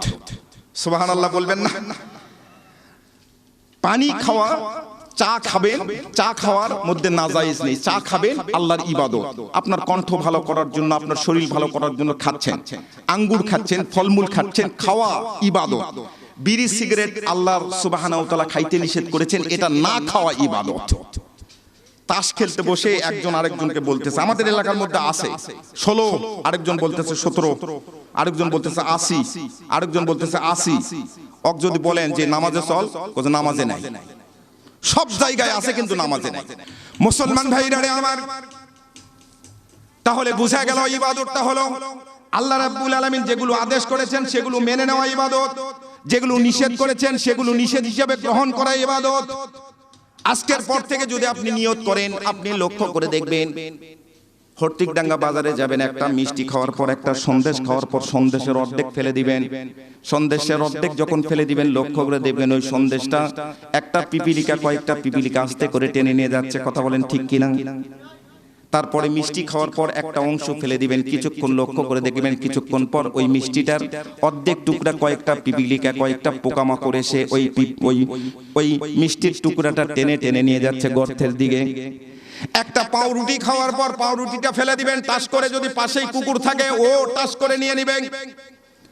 মাছ খাওয়ার পর মাছের কাঁটা যদি ফেলায় দেন, লক্ষ্য করে দেখবেন পাশেই যদি বিড়াল থাকে ওই বিড়ালটা মাছের কাঁটাটা নিয়ে চলে যায়। কিন্তু বিড়ি সিগারেট এমন একটা খাদ্য বাজান, ও ভাইজানেরা আমার, বিড়ি সিগারেট এমন একটা খাদ্য, বিড়ি খাওয়ার পর যদি ফেলায় দেন, আশেপাশে যদি কোনো কুত্তা থাকে, এই কুত্তা পর্যন্ত মুখ দেয় না। মুসলমান ভাইরা রে আমার, আল্লাহর পয়গম্বর আলাইহিস সালাতু ওয়াস সালামের জীবনী থেকে বলছিলাম, আল্লাহ রাসূলের অন্যতম আদর্শ হলো মানুষের কাছে দাওয়াত পৌঁছে দেওয়া। পয়গম্বর আলাইহিস সালাতু ওয়াস সালাম মানুষের দ্বারে দ্বারে এই দাওয়াতগুলাই পৌঁছায় দিতেন। আল্লাহ রাব্বুল আলামিন এটা হুকুম করেছেন, এটা নিষেধ করেছেন, নিষেধটা মানা হবে না বাবা, নিষেধটা করা যাবে না। জাহেলিয়াতের অন্ধকারাচ্ছন্ন পরিবেশ, এই মুহূর্তে কোরআনুল কারীম নাজিল হয়ে গেল। আল্লাহ রাব্বুল আলামিনকে জিবরাইল আমিন এসে ডাক দিয়ে বলতেছে, আল্লাহর পয়গম্বর আপনি পড়েন, আলিফ লাম র কিতাবুন আনজালনাহু ইলাইকা লিতুখরিজান নাসা মিনাজ যুলুমাতি ইলান নূর। আল্লাহু আকবার বলে, নূরের কিতাব, এই আলোর কিতাবটা মানুষকে পড়ে পড়ে শোনা। মুসলমান ভাইরা রে আমার, আল্লাহর পয়গম্বর আলাইহিস সালাতু ওয়াস সালাম আয়েশা সিদ্দিকা রাদিয়াল্লাহু তাআলা আনহার কোলের মধ্যে মাথা দিয়ে গভীর রাত্রি, এমন সময় ছোট্ট একটা অকিয়া মাথার মধ্যে ঢুকে গেল। আপনাদের খেদমতে একটু বলে দেই, ছোট্ট একটা ঘটনা আপনাদের খেদমতে উপস্থাপন করতে চাই বাজান। আল্লাহর পয়গম্বর জীবনে কত কষ্ট করেছেন উম্মতের জন্য। জীবনে এমন কোন আমল করেন নাই যে আমলটা নিজে করেন নাই, কিন্তু উম্মতের উপর চাপাই দিয়েছে। তিনি জীবনে এমন কোন আমল নিজের জীবনে সংগঠিত হয় নাই, কিন্তু উম্মতের উপর চাপাই দিয়ে গেছেন, এরকম কোনো আমল নাই। সামনে পবিত্র রমজান মাস বাজান, এই রমজান মাসটা কাজে লাগান, জীবনের শেষ রমজান মাস মনে করে। আর জীবনে হয়তো রমজান মাস আমার আপনার জীবনে নাও আসতে পারে।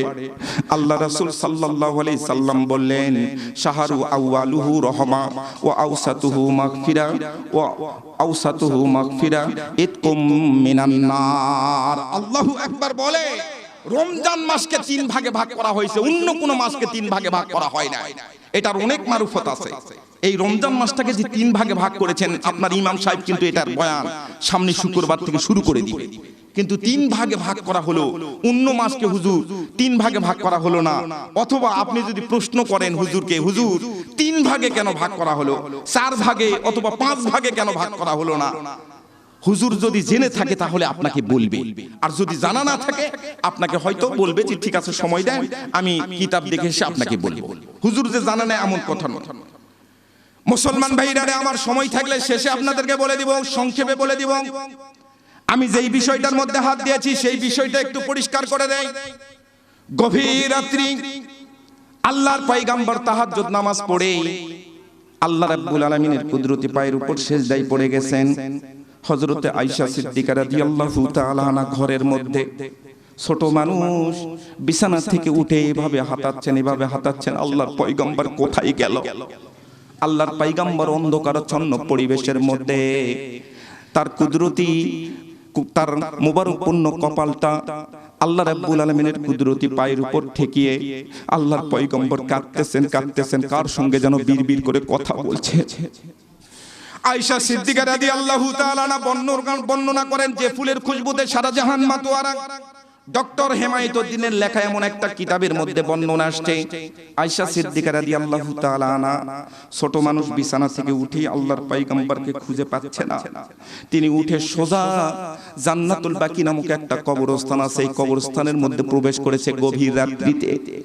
আল্লাহর পয়গম্বরের বিবি আয়েশা সিদ্দিকা জানে মাঝে মধ্যেই পয়গম্বর সাহাবীদের কবর জিয়ারত করার জন্য গভীর রাত্রিতে এই কবরস্থানের মধ্যে যায়, এখানে হয়তো গেছে। কিন্তু কবরস্থানের মধ্যে প্রবেশ করে আল্লাহর পয়গম্বরকে কোথাও খুঁজে পাওয়া যাচ্ছে না। আল্লাহর পয়গম্বরের বিবি আয়েশা সিদ্দিকা রাদিয়াল্লাহু তাআলা আনহা তিনি কাঁদো কাঁদো কণ্ঠে যখন ঘরের মধ্যে প্রবেশ করেছেন, সেকেন্ড টাইম ঘরের মধ্যে প্রবেশ করে হুজরা খানার মধ্যে প্রবেশ করে লক্ষ্য করে দেখে ঘরের কোণ থেকে ছোট বাচ্চাদের মতো একটা হাউমাউ কান্নার শব্দ আসতেছে। সুবহানাল্লাহ বলবেন না? আল্লাহর পয়গম্বর ছোট বাচ্চাদের মতো কার সঙ্গে যেন কথা বলছেন। আয়েশা সিদ্দিকা বর্ণনা করেন, আমি হাতাইতে হাতাইতে অন্ধকারের মধ্যে পয়গম্বর আলাইহিস সালাতু ওয়াস সালামের কাছে চলে গেলাম। পয়গম্বর আলাইহিস সালাতু ওয়াস সালাম তখন সিজদারত অবস্থায়, দুই চোখের পানি গড়গড় করে জমিনের মধ্যে পড়তেছে, জমিনের মধ্যে পড়তেছে। আমি আমার গালটা পয়গম্বরের গালের সঙ্গে লাগালাম, অর্থাৎ আমিও সিজদারত অবস্থায় চলে গেলাম। কার সঙ্গে কথা বলে একটু শোনার দরকার। আয়েশা সিদ্দিকা রাদিয়াল্লাহু তাআলা আনহা বর্ণনা করেন, আমার গালটা যখন পয়গম্বরের গালের সঙ্গে লাগালাম তখন একটা কথাও আমি বুঝতে পারছি না, অস্পষ্ট ভাষায় কথা বলছে কার সঙ্গে। কিছুক্ষণের মধ্যে পয়গম্বর আলাইহিস সালাতু ওয়াস সালাম মাথাটা উত্তোলন করলেন। মাথা উত্তোলন করার পরে আয়েশাকে জড়িয়ে ধরে ডাক দিয়ে বললেন, আয়েশা রে, ও আয়েশা, আমার মন বলছে রে আয়েশা, আমার উপর সূরা নাসর নাজিল হয়ে গেছে। আমার মন বলছে আমি আর পৃথিবীর জমিনে বেশি দিন থাকবো না। আমার ইসলাম পরিপূর্ণতা হয়েছে, আমি আর পৃথিবীর জমিনে বেশি দিন থাকবো না। আমার প্রচন্ড মাথা ধরেছে, শরীরটা ব্যথা করতেছে, আমার শরীরের মধ্যে 107 ডিগ্রির উপর জ্বর উঠে গেছে। তুমি একটু আবু বকরকে বলে দিও, ফজরের নামাজের আজান যখন দেওয়ার পরে, বেলাল আজান দেওয়ার পর আবু বকর যেন ইমামতি করে। সুবহানাল্লাহ বলবেন না? আল্লাহর পয়গম্বর দরদর করে চোখের পানিটা ছেড়ে দিলেন। আয়েশাকে ডাক দিয়ে বললেন, আয়েশা রে, ও আয়েশা, কাল বিলম্ব করো না, কাল বিলম্ব করো না। আমার মাথার মধ্যে একটু তেল মালিশ করে দাও, আমার পিঠের মধ্যে একটু তেল মালিশ করে দাও। আবু বকর সিদ্দিক রাদিয়াল্লাহু তাআলা আনহুকে একটু ডাকো, কাউকে সংবাদ পাঠিয়ে দাও আবু বকর আমার কাছে চলে আসুক। আল্লাহর পয়গম্বরের বিবি আয়েশা সিদ্দিকা পাগল হয়ে গেল। তিনি তাড়াতাড়ি তেল গরম করার জন্য গেছে। রসুন আর তেল গরম করে আয়েশা সিদ্দিকা ঘরের মধ্যে প্রবেশ করেছে। আল্লাহর পয়গম্বরকে জড়িয়ে ধরে বলতেছে, ইয়া রাসূলুল্লাহ, ইয়া হাবিবাল্লাহ, আপনার মাথাটা আমার রানের উপর রাখেন। আল্লাহর পয়গম্বরের মাথাটা আয়েশা সিদ্দিকার রানের উপর রাখলেন, উরুর উপর রাখলেন। ও বাজানেরা আমার, ও ভাইজানেরা আমার, কান খুলে শ্রবণ করেন। আপনার স্ত্রীর মাথাটা মাঝে মধ্যে আপনার উরুর উপর রাখবেন, রানের উপর রাখবেন। এটা আল্লাহর পয়গম্বরের অন্যতম সুন্নাহ। আল্লাহু আকবার বলে। ভালোবাসা প্রকাশ করার জিনিস নয়। ভ্যালেন্টাইন্স ডে নামক দিবস ভালোবাসা উদযাপন করছেন পার্কে গিয়ে আমাদের যুবক ছেলেরা করছে। ভালোবাসা প্রকাশ করার জিনিস নয়। মুসলমানের ভালোবাসা প্রত্যেক দিন ঘরের মধ্যে আপনি এবং আপনার স্ত্রী একত্রিত অবস্থায় করছেন, আপনার স্ত্রীর ঘাড়ের উপর এভাবে হাত দিয়ে রোমান্টিক মুহূর্ত কথা বলছেন। আপনার ক্লাস 8 পড়ুয়া অথবা ক্লাস 9 পড়ুয়া একটা ছেলে অথবা মেয়ে আছে আপনার বাড়িতে, আপনি ঘরের ভিতরে আপনার স্ত্রীর ঘাড়ের উপর হাত দিয়ে কথা বলছেন। আপনার এই মেয়েটা ছেলেটা যদি ঘরের মধ্যে প্রবেশ করে, আপনি বলেন তো আপনার স্ত্রীর কাঁধের উপর হাতটা রাখতে পারবেন? তাহলে বোঝা গেল ভালোবাসা প্রকাশ করার জিনিস নয়, ভালোবাসা গোপন জিনিস। ভালোবাসা আপনি পার্কে গিয়ে ন্যাংটা অবস্থায় আপনি প্রকাশ করবেন কেন? মুসলমানের ভালোবাসা সব সময়। সুবহানাল্লাহ বলবেন না? মুসলমান ভাইরা রে আমার, আয়েশা সিদ্দিকা রাদিয়াল্লাহু তাআলা আনহা তিনার উরুর উপর পয়গম্বরের মাথা তেল মালিশ করে দিচ্ছেন। আল্লাহর পয়গম্বর দরদি কণ্ঠে দরদর করে চোখের পানিটা ছেড়ে দিলেন। আয়েশাকে ইশারা করে ডাক দিয়ে বলছে, আয়েশা রে, ও আয়েশা, আমি তামাম পৃথিবীর জন্য রহমাত লিল আলামিন। তুমি আমার জুব্বা মুবারকটা উপরের দিকে উঠায়ে ধরো, আমার পিঠের মধ্যে একটু তেল মালিশ করে দাও। সুবহানাল্লাহ বলে। আমার পিঠের মধ্যে একটু তেল মালিশ করে দাও রে আয়েশা। আমার মন বলছে আমার পিঠটা কেমন যেন করছে, ব্যথা করতেছে।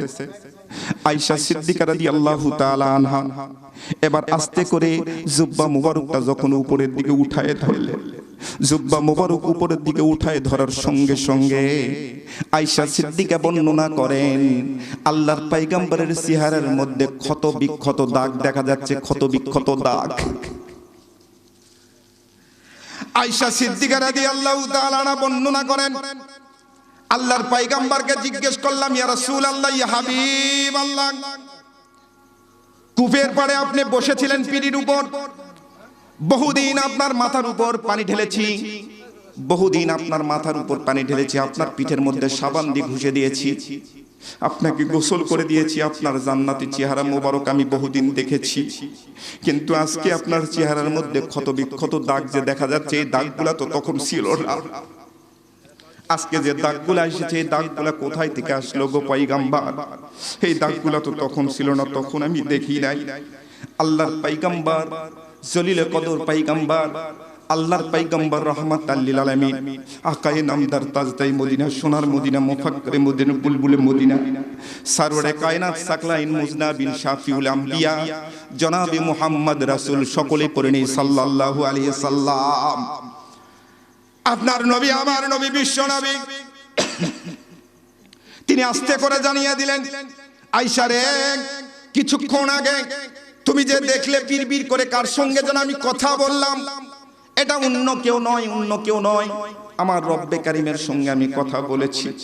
রব্বে কারিমের দরবারে একটা দরখাস্ত প্লেস করেছিলাম, আল্লাহ, উহুদের ময়দানে পাথরের আঘাতের কারণে আমার শরীরটা যে ক্ষত বিক্ষত হয়েছিল, তায়েফের ময়দানে ছোট বাচ্চাদের, যুবক ছেলেদের পাথরের আঘাতের কারণে যে আমার শরীরটা ক্ষত বিক্ষত হয়েছিল, অমুক ময়দানে মুতার যুদ্ধে আমার শরীরটা যে ক্ষত বিক্ষত হয়েছিল, ওই দাগগুলা মৃত্যুর আগে ওফাতের পূর্ব মুহূর্তে আমার শরীরের মধ্যে তুমি জাগ্রত করে দাও।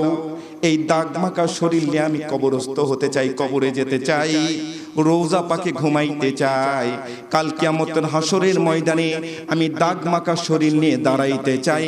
শরীরের এই দাগগুলার উসিলা করে আমার কিছু গুনাহগার উম্মতকে আমি জান্নাতের সার্টিফিকেট দিতে চাই।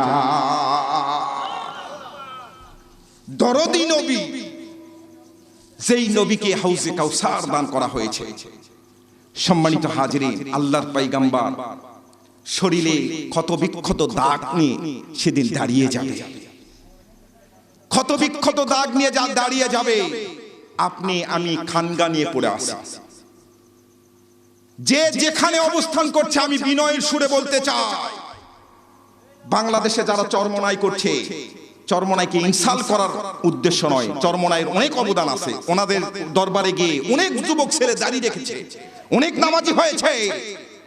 ফুরফুরার দরবারে গিয়ে অনেক মানুষ জিকির শিখেছে, নামাজ শিখেছে। তাবলিগ জামাতে গিয়ে অনেক মানুষ কিভাবে ঢিলা কুলুপ ব্যবহার করতে হয় এটা শিখেছে। কথা বলেন ঠিক কিনা? কিন্তু সমস্যা হলো এক জায়গায়, সমস্যাটা হচ্ছে এক জায়গায়, সেটা হলো যারা খানগা নিয়ে পড়ে আছে ওখান থেকে আপনাকে বলতে হবে ইসলাম বিজয়ের কথা বলতে হবে। যারা ফুরফুরার দল করছে ওখান থেকে আপনাকে বলতে হবে ইসলাম বিজয়ের কথা বলতে হবে। যারা স্টেজে কথা বলছে এখান থেকে বলতে হবে ইসলাম বিজয়ের কথা বলতে হবে।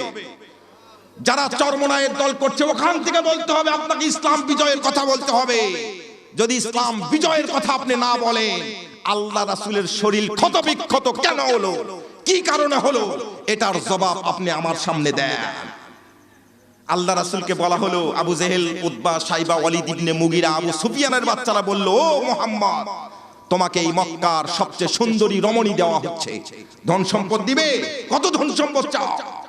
আল্লাহ রাসূল কি রাজি হয়েছিলেন? আল্লাহ রাসূলের ক্ষত বিক্ষত হয়ে গেল, শরীরটা ক্ষত বিক্ষত হয়ে গেল। আর আপনার শরীর, আমার শরীর লাদুস নুদুস, কি সুন্দর ঘুরছি। সম্মানিত হাজিরিন, যারা হক কথা বলে, যারা হকের পক্ষে, এই বাংলার জমিনে তিন জায়গায় মানুষ পাবেন হকের পক্ষে। হকের পক্ষে যারা কথা বলবে তাদেরকে তিন জায়গায় পাবেন খুঁজলে। এক নাম্বার জায়গা হলো কবরে। হযরতে শাহজালাল ইয়েমেনি রহমতুল্লাহ আলাইহি, হযরতে শাহ মাকদুম রহমতুল্লাহ আলাইহি, হযরতে কোরবান আলী সাহেব রহমতুল্লাহ আলাইহি, ওনারা হকের পক্ষে ছিল, ওনারা এখন কবরে। কবরে গেলে ওনাকে পাবেন। আরেক জায়গায় পাবেন জেলখানার মধ্যে পাবেন। হকের পক্ষে যদি কথা বলেন তাহলে আপনাকে জেলখানার মধ্যে থাকতে হবে। হযরতে ওমর ফারুক রাদিয়াল্লাহু তাআলা আনহু, হযরতে আমাদের মাযহাবের নেতা হানাফি রহমতুল্লাহ আলাইহিকে জেলখানার মধ্যে মেরে ফেলা হয়েছে। আলফে সানি রহমতুল্লাহ আলাইহিকে জেলখানার মধ্যে মেরে ফেলা হয়েছে। হকের পক্ষে কথা যারা বলবে তারা জেলখানার মধ্যে পাবে। আরেক জায়গায় পাবেন, সেটা হচ্ছে হকের পক্ষে কথা যদি বলে তাহলে আপনি পাবেন জিহাদের ময়দানে, ওদেরকে পাবেন। এই তিন জায়গায়, এটা আল্লাহ রাসূলের কথা আপনাদেরকে বললাম, হাদিস বললাম। হকের পক্ষে যারা কথা বলবে তাদেরকে তিন জায়গায় পাবেন। সম্মানিত হাজিরিন, আজকে যদি আমরা তামাম বাংলাদেশের আলেম ওলামা বক্তা যদি বলি যে বাবা তোমরা রমজান মাসে নামাজ পড়বে, নামাজ পড়া 70 গুণ বেশি সওয়াব, আজকে সুবহানাল্লাহ বলবেন, রমজান মাসে সুবহানাল্লাহ বলবেন 70 গুণ সওয়াব বেশি, আপনারা হয়তো সুবহানাল্লাহ আলহামদুলিল্লাহ বলবেন, ঠিক আছে, কিন্তু কালকে যেই রকম অবস্থা ঠিক সেই রকম অবস্থায় পরিবেশ থাকবে। কথা বলেন ঠিক কিনা? সব বক্তারা, বড় বড় বক্তারা এক জায়গায় একত্রিত হয় যদি বলে আগামীকাল থেকে নামাজ বাধ্যতামূলক, আল্লাহর কোরআন দিয়ে বলতেছেন, হাদিস দিয়ে বলতেছেন, কিন্তু নামাজ যে কটা মুসল্লি সেই কটা মুসল্লি থাকবে। কিন্তু বাংলাদেশের রাষ্ট্রপতি ডক্টর আব্দুল হামিদ সাহেব, বিনয়ের সুরে বলছি, উনি যদি 3 মিনিট ওয়াজ করেন, 3 মিনিটও না, 1 মিনিট, এই 3টা মিডিয়া থাকবে সামনে, গভীর রাত্রিতে উনি বলবে, আমি গণপ্রজাতন্ত্রী বাংলাদেশ সরকারের রাষ্ট্রপ্রধান, রাষ্ট্রপতি বলছি ডক্টর আব্দুল হামিদ সাহেব, আমি বলে দিলাম অন্যান্য ধর্মের লোকদেরা স্বতন্ত্র থাকবে, মুসলমান যারা তারা 5 ওয়াক্ত নামাজ পড়তে হবে, যদি নামাজ না পড়ে আমার পুলিশ প্রশাসন যেখানে পাবে 1000 টাকা করে জরিমানা। এটা যদি বলে দেয়, খোদার কসম করে বলছি মুয়াজ্জিন সাহেবকে মুসল্লিরা ঘুমাতে দিবে না। ফজরের আগে গিয়ে এই মুসল্লিরা ডেকে তুলবে, এই উঠ, ফজরের সময় হয়েছে। কথা বলেন ঠিক কিনা? আমরা মানুষ দেখে ইবাদত করি, মানুষ দেখা ইবাদত করি, বেশিরভাগ মুসল্লি মানুষ দেখা ইবাদত করি। মানুষ দেখে ইবাদত করি কিভাবে, কেন আমি বলছি আপনাদেরকে। মানুষ দেখে ইবাদত করি হচ্ছে এই যে দাড়ি রাখার বয়সটা কত, আপনাদেরকে জিজ্ঞেস করলে আপনারা এক জন এক বলবেন। কেউ নিয়ত করছে আমার যখন নাতির বিয়ে হবে অথবা আমার যখন জামাই হবে তখন আমি দাড়ি রাখবো, এরকম নিয়ত করে রাখছেন। কিন্তু দাড়ি রাখার বয়স হলো যখন থেকে দাড়ি উঠবে তখন থেকে দাড়ি রাখতে হবে। সুবহানাল্লাহ বলবেন না? কোনো মেয়ে মানুষের মুখের মধ্যে দাড়ি নাই, কোন মেয়ে মানুষের মুখের মধ্যে এই চুলটা নাই। আল্লাহ সুবহানাহু ওয়া তাআলা যখন কুন ফায়াকুন দ্বারা ওয়া কুল্লুহুম আতি ইন্নামা আমরুহু ইজা আরাদা শাইআন আইয়াকুলা লাহু কুন ফায়াকুন। সুবহানাল্লাহ বলেন। আল্লাহ সুবহানাহু ওয়া তাআলা যখন আমাদের আব্বাজানকে তৈরি করলেন, সৃষ্টি করলেন, আব্বাজানকে সৃষ্টি করার পর আল্লাহ সুবহানাহু ওয়া তাআলা বললেন যে আদম সামনে আসলে লাব্বাইকা ইয়া রব্বে কারীম, এখানে বসো। একটা স্টেম সামনে রাখছে, স্টেম 300 টাকার স্টেম। 300 টাকার স্টেম রাখার পর আদম আলাইহিস সালাতু ওয়াস সালামের শরীরের মধ্যে সবগুলো সেটিং করে দেওয়া হচ্ছে, কুন ফায়াকুন দ্বারা সেটিং করে দেওয়া হচ্ছে। চুল যখন সৃষ্টি করা হলো, এই চুল, তখন চুলকে বলতেছে এই চুল তো এই স্টেম্পের উপর সই কর। সুবহানাল্লাহ বলবেন না? স্টেম্পের উপর সই কর। চুল এসে বলতেছে রব্বে কারীম স্টেম্পে কি লেখা আছে, আমি তো পড়া লেখা জানি না, আপনি বলেন। আল্লাহ সুবহানাহু ওয়া তাআলা বলছেন স্টেম্পে লেখা আছে তুই পুরুষ মানুষের থুতনির মধ্যে উঠবি, পুরুষ মানুষের থুতনির মধ্যে ওঠাটা আমি আল্লাহর পছন্দ। সুবহানাল্লাহ বলবেন না? এটা লেখা আছে তুই পুরুষ মানুষের থুতনির মধ্যে উঠবি। আর লেখা আছে দ্বিতীয় শর্ত হলো মেয়ে মানুষের থুতনির মধ্যে তুই উঠতে পারবি না, মেয়ে মানুষের থুতনির মধ্যে না ওঠাটা আমি আল্লাহর পছন্দ। এখন পুরুষ মানুষের থুতনির মধ্যে ওঠা কার পছন্দ? আল্লাহর পছন্দ। কাটা কার পছন্দ? আপনি বলেন কাটাটা কার পছন্দ? মুসলমান ভাইরা রে আমার, ইয়া আইয়ুহাল্লাযীনা আমানু দুখুলু ফিস সিলমি কাফা ওয়া লা তাত্তাবিউ খুতুওয়াতিশ শাইতান। আল্লাহ রাব্বুল আলামিন বললেন মুসলমান হও, ইসলামের মধ্যে পুরাপুরি প্রবেশ করো, শয়তানের পথ অনুসরণ করো না। ও বন্ধুরা আমার, বাবাজিরা আমার, আব্বুরা আমার, আপনার কাছে 500 টাকার নোট আছে অথবা 1000 টাকার নোট আছে, আগামীকাল পবিত্র রমজান মাসের বাজার করার জন্য হরটিকডাঙ্গা বাজারে গেছেন অথবা ধামরাট বাজারে গেছেন। বাজারে যাওয়ার পর আপনি কিছু বাজার করার পরে আপনি দোকানদারকে দিয়েছেন 1000 টাকার নোট। এই 1000 টাকার নোটে বাংলাদেশ ব্যাংকের ঝকঝকা ছাপ আছে, 1 পৃষ্ঠার মধ্যে খুব সুন্দর ছাপ আছে, কিন্তু অন্য পৃষ্ঠার মধ্যে সাদা ছাপ ওঠে নাই। আপনি বলেন তো দোকানদার এই টাকাটা আপনার গ্রহণ করবে? আপনি যদি বলেন 1000 টাকার নোট ভাই, বাটা দরকার হলে 500 টাকা দেন, 500 টাকার আমাকে মাল দেন, তারপরও কিন্তু এই টাকাটা জাল টাকা হিসেবে আখ্যায়িত হবে। কথা বলেন ঠিক কিনা?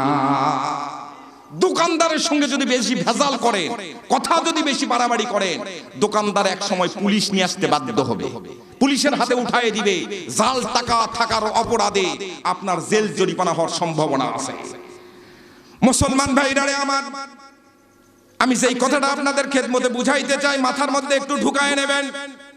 গভীর রাত্রিতে মশারি টাঙানোর জন্য প্রয়োজন হয়েছে মশার অত্যাচার। মশারি টাঙানোর আপনি যখন লক্ষ্য করে দেখবেন মশারি টাঙানোর পর একটা হাত মশারির বাহিরে আছে, আপনার কি সারা রাত ঘুম হবে? অশান্তির মধ্যে থাকবেন, কারণ মশারির মধ্যে যদি আপনাকে ঢুকতে হয় তাহলে পুরাপুরি ঢুকতে হবে। কথা বলেন ঠিক কি না? ও বন্ধুরা আমার, বাবাজিরা আমার, আব্বুরা আমার, কয়টা উদাহরণ দিলে আপনারা বুঝতে পারবেন আপনার মাথার মধ্যে ঢুকবে। আপনার যুবক ভাইয়েরা, এই হর্তিকডাঙ্গার যুবক ভাইয়েরা রাস্তা দিয়ে হেঁটে যাচ্ছে, বিকালবেলা মাহফিলের চাঁদা তোলার জন্য রাস্তা দিয়ে হেঁটে যাচ্ছে। হঠাৎ করে লক্ষ্য করে দেখা গেল একটা কালো কুচকুচে সাপ গর্তের মধ্যে অর্ধেক ঢুকেছে কিন্তু লেজটা একটু বের হয়ে আছে। অর্ধেক ঢুকেছে কিন্তু লেজটা বের হয়ে আছে। এই লেজটা বের হয়ে থাকার কারণে ওই যুবক ছেলেরা যখন দেখতে পাবে তখন কিন্তু এই সাপটাকে রীতিরকম ধোলাই দিবে, তাকে খাল কেটে গর্ত থেকে এই সাপটাকে বের করে নিয়ে আসার চেষ্টা করবে। কথা বলেন ঠিক কিনা? আল্লাহ বলতেছেন ইয়া আইয়ুহাল্লাযিনা আমানু দুখুলু ফিস সিলমি কাফা, তোমরা ইসলামের মধ্যে পুরাপুরি প্রবেশ করো, পুরাপুরি প্রবেশ করো। অর্ধেক করেছেন, অর্ধেক করেন নাই। টাকার এক পৃষ্ঠা লেখা, এক পৃষ্ঠা সাদা। আপনার নামাজ আছে, রোজা আছে, হজ আছে, যাকাত আছে, তারপরে কুরবানির সময় কুরবানি দেন, সব ঠিক আছে। এক পৃষ্ঠা আপনার ঝকঝক, কিন্তু 19 পৃষ্ঠার মধ্যে একটু হাত দিয়ে দেখেন তো 19 পৃষ্ঠার মধ্যে কি কি কারবার আমাদের আছে, কি কি কারবার আছে। কাল কিয়ামতের হাসরের ময়দানে ঝকঝক দেখা হবে, ঝকঝক। আপনার আমলনামা যখন আপনার হাতে দেওয়া হবে আল্লাহ বলবে তুমি যাও জান্নাতি, আপনি জান্নাতি। আল্লাহ সুবহানাহু ওয়া তাআলা একটু কৌশল অবলম্বন করবে, কৌশল। কোরআনুল কারীমের আয়াত সূরা তরিকের শেষের 3 আয়াত, ইন্নাহুম ইয়াকিদুনা কাইদা। কাইদা শব্দের অর্থ কৌশল। আল্লাহ রাব্বুল আলামিন কৌশল অবলম্বন করবে, যাও তুমি জান্নাতি।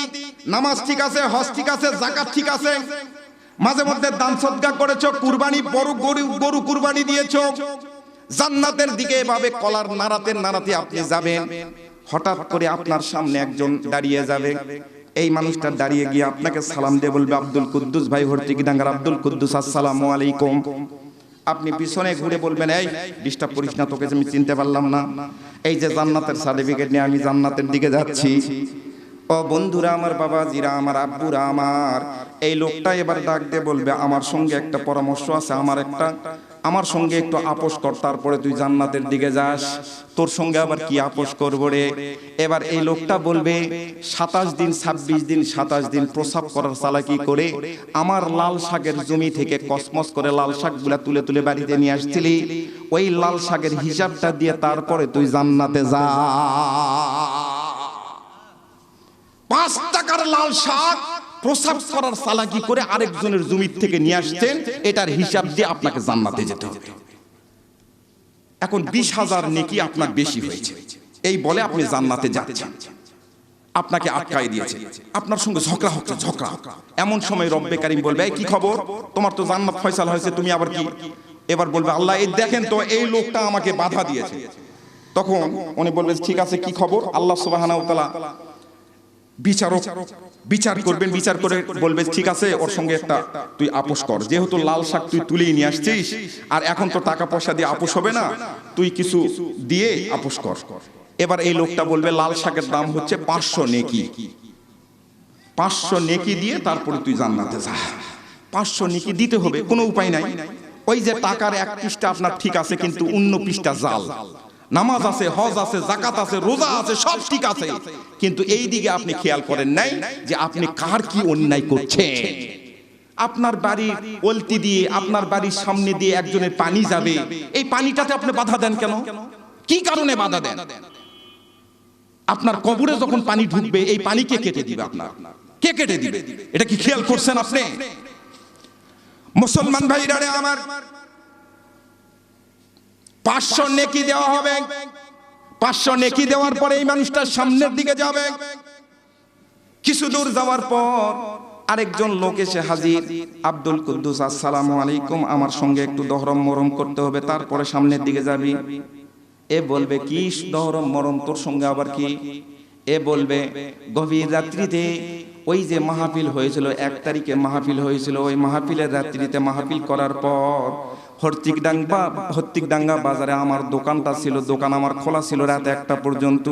তোর বাড়িতে কোনো কয়েল ছিল না, মশার অত্যাচারে ঘুমাইতে পারতেছিস না, আমার কাছে খালি গায়ে আমার কাছে চলে আসলি, একটা গেঞ্জি পরে তুই আমার গায়ে আমার দোকানের মধ্যে চলে আসলি, জানালা দিয়ে আমার কাছে একটা কয়েল চাইলি, ওই কয়েলটা আমি তোকে দিলাম, একটা কয়েলের দাম 2.5 টাকা।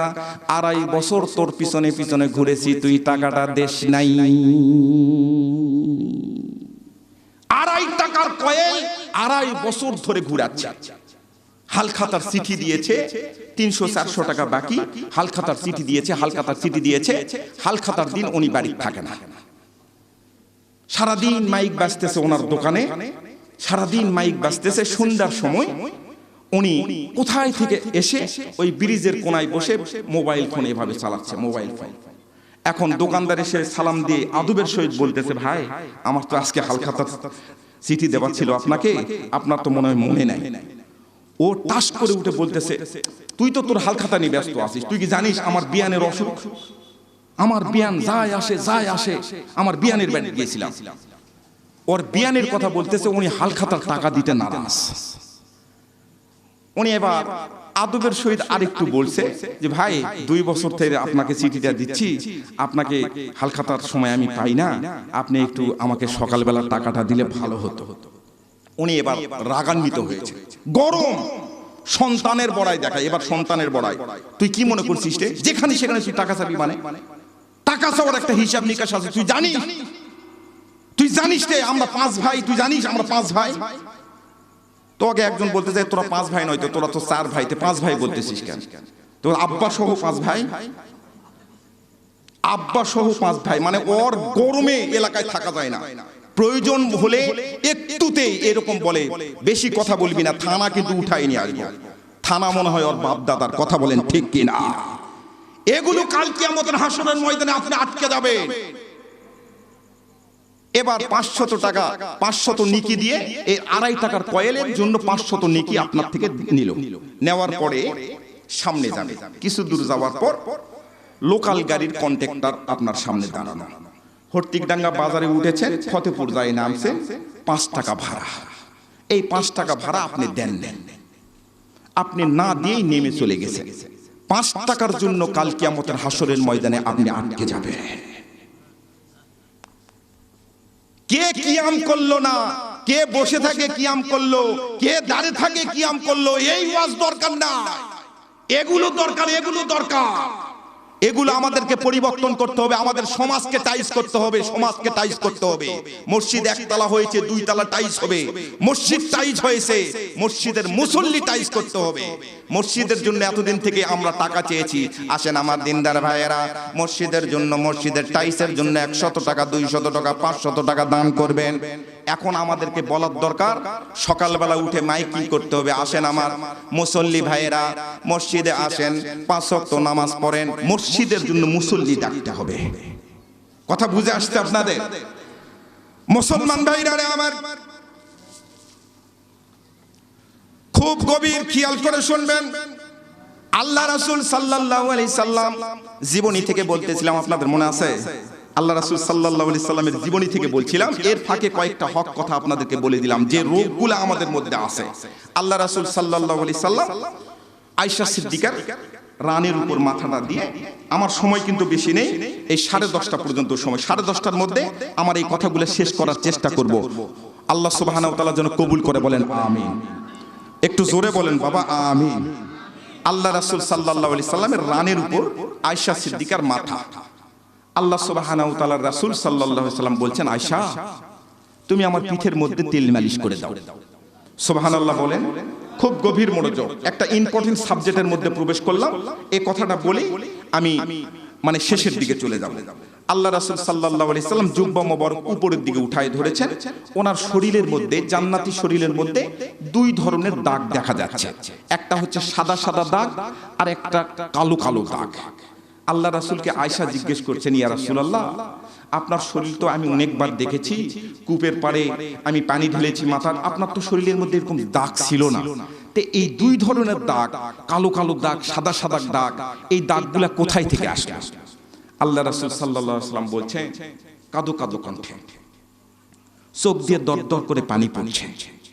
আয়েশাকে জানিয়ে দিচ্ছে, আয়েশা রে, ও আয়েশা, তাম পৃথিবীর মানুষগুলাকে জানায় দিবেন, আমার শরীরের মধ্যে যে সাদা সাদা দাগগুলা আছে, এই দাগগুলার রহস্য তোমাকে বলে দেই, তুমি বলে দাও, তাম পৃথিবীর মানুষগুলাকে জানায় দিবে। আয়েশা সিদ্দিকা রাদিয়াল্লাহু তাআলা আনহা থেকে বর্ণিত, আল্লাহর পয়গম্বর দরদর করে চোখের পানিটা ছেড়ে দিলেন। আল্লাহর পয়গম্বর জানায় দিলেন, আয়েশা রে, তোমরা তো সুসময়ে, আমি পয়গম্বরের বন্ধু, আমার পয়গম্বরের স্ত্রী তোমরা, আমি পয়গম্বরের পা রাখা যখন জায়গা ছিল না মক্কা শহরের মধ্যে, মক্কা বস্তির মধ্যে, তখন আমার স্ত্রী খাদিজাতুল কুবরা রাদিয়াল্লাহু তাআলা আনহা আমাকে কবুল করলো, আমাকে স্বামী হিসেবে গ্রহণ করলো, তার ধন সম্পদ সবকিছু বিলিয়ে দিল। আমরা গরিবানা হালতে সংসার অতিবাহিত করতে শুরু করলাম। দুপুর বেলা খানা খাওয়ার জন্য প্রস্তুতি গ্রহণ করেছি। এক প্লেটের মধ্যে 3 জন খানা খাচ্ছি, এক প্লেটের মধ্যে, সুবহানাল্লাহ বলবেন না, এক প্লেটের মধ্যে 3 জন খানা খাবেন। বাড়ির সব পরিবারে শুকনা খানা খাবেন, ভিজা খানা যদি নাও খান, শুকনা খানা যেগুলো মুড়ি, মুরগি, তারপরে খই, এগুলো ইফতার সামগ্রী যেগুলো শুকনা, এগুলো এক জায়গায় একত্রিত করে অভ্যাস করবেন। এগুলো হচ্ছে আল্লাহর পয়গম্বরের সুন্নাহ। সুবহানাল্লাহ বলবেন না? ভাই বাবাজি, আপনার পরিবারটা আপনাকে জান্নাতি করতে হবে, আপনার পরিবারটা কেউ জান্নাতি করে দিবে না। আমাদের প্রাক্তন চেয়ারম্যান সাহেব, উনি এসে আপনার পরিবার জান্নাতি করে দিতে পারবেন না। আপনার মসজিদের ইমাম সাহেব, আরে এই জায়গায় কথা বলেন কারে ভাই, এই জায়গায় কথা বললে এখানে আসে, এখানে একটু কথা বলে দেখেন, এই স্টেজে কথা বলে দেখেন, এখান থেকে কথা বললে মেমোরিটা অন্যদিকে যায়। একটু সাইলেন্ট থাকেন প্লিজ, আমি তো নেমেই যাব। সম্মানিত হাজিরিন, আমিন বলেন, জোরে বলেন আমিন। আপনার পরিবারটা আপনাকে জান্নাতি করতে হবে, অন্য কেউ এসে জান্নাতি করে দিতে পারবে না। আপনার মসজিদের ইমাম সাহেব আপনার পরিবার জান্নাতি করে দিতে পারবেন না। আপনি আসরের নামাজ পড়বেন, পড়ার পরে আপনার ছেলেটাকে হাতে করে নিয়ে, বগলের নিচে হাতটা নিয়ে আস্তে করে মসজিদে যান। অযথা 4 স্টলে এখানে সেখানে আপনি সময় দিয়েন না। আপনি যদি আপনার ছেলেকে ছেড়ে দেন, দেখবেন রাস্তার মোড়ে সন্ধ্যা পর্যন্ত, রাত 8টা 9টা পর্যন্ত এরকম ব্রিজের কোণে বসে এরকম মোবাইল চালাবে। আপনার মেয়েটা পড়ার নাম করে, প্রাইভেটের নাম করে রাত 9টা 10টা পর্যন্ত বাইরে থাকবে। আপনার স্ত্রী কোথায় আছে জানেন? আপনি জানেন না, যেহেতু আপনি 4 স্টলে, আপনার স্ত্রী আছে টেলিভিশনের সামনে, স্টার জলসা, একবার জি বাংলা। তাহলে এই পরিবারটা কি জান্নাতি পরিবার বলবেন? একজন আছে ব্রিজে অ্যান্ড্রয়েড সেট নিয়ে, একজন আছে প্রাইভেটে, একজন আছে টেলিভিশনের সামনে, আপনি আছেন 4 স্টলে। আপনি কি করবেন জানেন? আপনি আপনার সন্তানকে আস্তে করে নিয়ে সামনে চলে যান মসজিদে নামাজ পড়ে আপনার বিবিকে বলে যান, এই তুমি মেয়েটাকে জায়নামাজের মধ্যে দাঁড় করো, তুমি নামাজ পড়ে নাও, মেয়েটাকে সঙ্গে নিয়ে নামাজ পড়ো। নামাজ পড়বে, আপনি আসার সময় হট্টিকডাঙ্গা বাজার থেকে একটু হাফ কেজি মুড়ি আর মদিনা সরিষার তেল, খাঁটি সরিষার তেল একটু কিনে নিয়ে আসেন। নিয়ে আসার পর বাড়িতে ঢুকে আপনার স্ত্রীকে বলেন একটু মরিচ, তারপরে কাঁচা পেঁয়াজ, এগুলো সুন্দর করে মাখার পর বিছানার সামনে বসার পর গামলাটা সামনে রেখে আপনি 1 মুঠ খাচ্ছেন, ও 1 মুঠ খাচ্ছে, ও 1 মুঠ, ও 1 মুঠ। আপনার স্ত্রীকে আপনি জিজ্ঞেস করেন, তুমি সূরা ফাতিহাটা বলো তো। দেখবেন বলবে না, প্রথম বলবে না, সরল। আপনার স্ত্রীকে বলবে না, আপনার সন্তানকে, মেয়েকে বলবে না, ছেলেকে বলবে না, কেউ বলবে না। এবার আপনি বলবেন যে তোমরা শোনো তো, আমি একটু সূরা ফাতিহাটা বলি, আমি এটা আমল করি। আমার স্ত্রী আমার 2 ছেলেকে নিয়ে, আমার আম্মাকে নিয়ে এভাবে মুড়ি খাচ্ছি, আমি বলতেছি তোমরা সূরা ফাতিহাটা বলো তো, কেউ বলবে না, শরম। তা আমি বললাম ঠিক আছে, আমি বলি তো তোমরা একটু শোনো। তা আমি বলা শুরু করলাম, ইচ্ছাকৃতভাবে 3 জায়গায় ভুল করবে। আমি এভাবে শুরু করলাম, আউযুবিল্লাহ বিসমিল্লাহ বলে, আলহামদুলিল্লাহি রাব্বিল আলামিন মালিকি ইয়াউমিদ্দিন, সবে মাত্র বলছি। আমার স্ত্রী বলে, থামো, তোমার তো সূরা ফাতিহার মধ্যে ভুল, 3 জায়গায় ভুল, তুমি নামাজ পড়ো কিভাবে? তোমার তো নামাজই হয় না, তুমি হুজুরগিরি করো, বক্তাগিরি করো, তোমার তো নামাজই হয় না। আমি বলছি যে আমি তো এইভাবেই পড়ি, আমি তো এর চেয়ে ভালো বলতে পারি, তুমি বলো দেখি। এবার দেখবেন আপনার স্ত্রী বলা শুরু করবে। কথা বলেন ঠিক কিনা? আপনার স্ত্রী বলা যখন শুরু করবে, আপনাকে শিখাই দিবে আপনার পরিবারটা এভাবে আপনাকে জান্নাতি করতে হবে। চিৎকার করে বলেন আল্লাহু আকবার। মুসলমান ভাইরা রে আমার, আল্লাহর পয়গম্বর আস্তে করে কাঁদো কাঁদো কণ্ঠে আয়েশাকে ডাক দিয়ে বললেন, আয়েশা রে, আমরা তিনজনে খানা খাওয়ার জন্য প্রস্তুতি গ্রহণ করছি। আমি প্লেট থেকে আস্তে করে খানা খাচ্ছি। আমার কলিজার টুকরার 4 বছরের শিশু সন্তান মা ফাতেমাতুজ জোহরা রাদিয়াল্লাহু তাআলা আনহার বয়স কত বছর বয়স বললাম? একটু জোরে বলেন, কত বছর বয়স? 4 বছর। 4 বছরের শিশু সন্তান। ও বাবাজিরা আমার, আব্বুরা আমার, সর্বসময় লক্ষ্য করে দেখবেন মেয়েরা বাবা মাকে সর্বসময় বেশি ভালোবাসে। কিন্তু আমরা সমাজের মানুষেরা, আমরা নওগাঁ জেলার মানুষেরা, ঢাকা বাংলাদেশের সব এলাকার মানুষেরা মেয়েদেরকে আমরা সর্বসময় ঠকাই, ছেলেদেরকে আমরা সর্বসময় জয়ী করে দেই। কথা বলেন ঠিক কিনা? হজে যাওয়ার আগে সব ভালো ভালো জমিগুলা ছেলেকে লিখে দিয়ে গেছে, আর নদীর পাশে খারাপ যে জমিটা, এই 10 শতক জমি যেটা নদীর ভাঙ্গনে পড়ার সম্ভাবনা আছে, এই জমিটা মেয়েকে লিখে দিয়ে বলতেছে, জামাই বেটি তোমরা দুধে ভাতে খাইও, জামাই বেটি তোমরা দুধে ভাতে খাইও। 10 শতক জমি ওই নদীর কাছে দিছে, আর সব ভালো ভালো জমিগুলো ছেলেকে দিছে। কথা বলেন ঠিক কিনা? অথচ দেখবে মেয়ের চেয়ে, ছেলের চেয়ে মেয়েরা সর্বসময় বাবা মাকে বেশি ভালোবাসে। আজকেই পরীক্ষা করে দেখবেন, আজকেই সকালবেলা ফজরের নামাজ পড়ে আপনার ছোট যদি নাতি থাকে, 4 বছর 5 বছর 6 বছরের নাতি যদি থাকে, অথবা ছেলে যদি থাকে, ওকে বলবেন, আব্বু আসো তো, কালকে রাত্রে অনেক রাত পর্যন্ত মাহফিল শুনছি, আমার মাথাটা ব্যথা করতেছে, একটু মাথাটা টিপে দাও। আপনার নাতি আর আপনার ছেলে এসে আপনাকে বলবে, দাদু 10 মিনিট টিপে দিব, 10 টাকা দিব। আগে চুক্তি করবে আপনার সাথে। মেয়ে সন্তান যদি থাকে, মেয়েকে বলবেন, আম্মু আমার মাথাটা একটু টিপে দাও তো। আপনার মেয়ে উইদাউট কন্ডিশন 1 টাকাও চুক্তি করবে না, উইদাউট কন্ডিশনে ঘন্টার পর ঘন্টা টিপে দিবে। অথচ মেয়েকে আমরা সর্বসময় ঠকাই। মুসলমান ভাইরা রে আমার, আল্লাহর পয়গম্বর খানা থেকে দাঁড়ালেন, দরজার মধ্যে কে যেন টক টক করে শব্দ করল। আল্লাহর পয়গম্বর প্লেট থেকে দাঁড়ালেন, দরজাটা যখন খুলে দিলেন, দরজার সামনে দাঁড়ানো আল্লাহর পয়গম্বরের চাচা আবু জেহেল, উতবা, সাইবা, ওয়ালিদ ইবনে মুগিরা, আবু সুফিয়ান আল্লাহর পয়গম্বরকে ঘেরাও করে দাঁড়িয়ে গেছে। আল্লাহর পয়গম্বরকে যখন ঘেরাও করে দাঁড়িয়ে গেছে, আল্লাহর পয়গম্বরকে এবার ডাক দিয়ে বলতেছে, ও পয়গম্বর, ও আব্দুল্লাহর বেটা মুহাম্মদ। আবু জেহেল বলতেছে, আবু জেহেল, ও আব্দুল্লাহর বেটা মুহাম্মদ, আমরা এসেছি আপনার কাছে, এসেছি দুপুর বেলা এসেছি। কারণটা হলো আগামীকাল জাবালে আবু কুবাইস নামক যে পাহাড় আছে, এই পাহাড়ের পাদদেশে তুমি উপস্থিত থাকবে, তুমি একাই চলে যাবে। আমরা সকলেই মিলে সিদ্ধান্ত নিয়েছি তোমার হাতে বায়াত গ্রহণ করব, তোমার হাতে হাত রেখে কালিমা তৈয়বা পড়ব, আমরা কালিমা পড়ে সকলেই মুসলমান হব, জান্নাতে যেতে চাই। আল্লাহু আকবার বলে। আল্লাহর পয়গম্বর মাথাটা নিচু করলেন। ওরা বলতেছে, এই মুহূর্তে আবু বকর সিদ্দিক রাদিয়াল্লাহু তাআলা মক্কা শহরে নাই। উনি কাপড়ের ব্যবসা করতেন, আপনারা জানেন, কাপড়ের ব্যবসার কাজে সিরিয়াতে গেছে। আর মুসলমানের অবস্থা অত্যন্ত খারাপ, নাজুক অবস্থা। এই অবস্থাটাই আল্লাহ রাসূলের দুর্বল পয়েন্টে হাত দেওয়ার জন্য ওনারা চলে আসছে। আল্লাহ রাসূল চিন্তা করতেছেন যে এরা দাওয়াত দিচ্ছে, আগামীকাল জাবালে আবু কুবাইস নামক পাহাড়ে যাবে, আমার হাতে হাত রেখে বায়াত গ্রহণ করবে, মুসলমান হবে। আমি যদি না যাই তাহলে কিয়ামতের ময়দানে এরা তো আল্লাহ সুবহানাহু ওয়া তাআলার কাঠগড়ায় দাঁড়িয়ে বলবে, ও রব্বে কারীম, তুমি কেমন রহমাতাল লিল আলামিন সৃষ্টি করেছো? তুমি নাকি সব মানুষের জন্য রহমাতাল লিল আলামিন সৃষ্টি করেছো। সেদিন তো আমরা দাওয়াত দিতে গেছিলাম, আমাদের দাওয়াত গ্রহণ করলেই তো আমরা আজকে জাহান্নামে যেতাম না। এরকম একটা প্রশ্ন করতে পারে কিনা বলেন? পারে কিনা?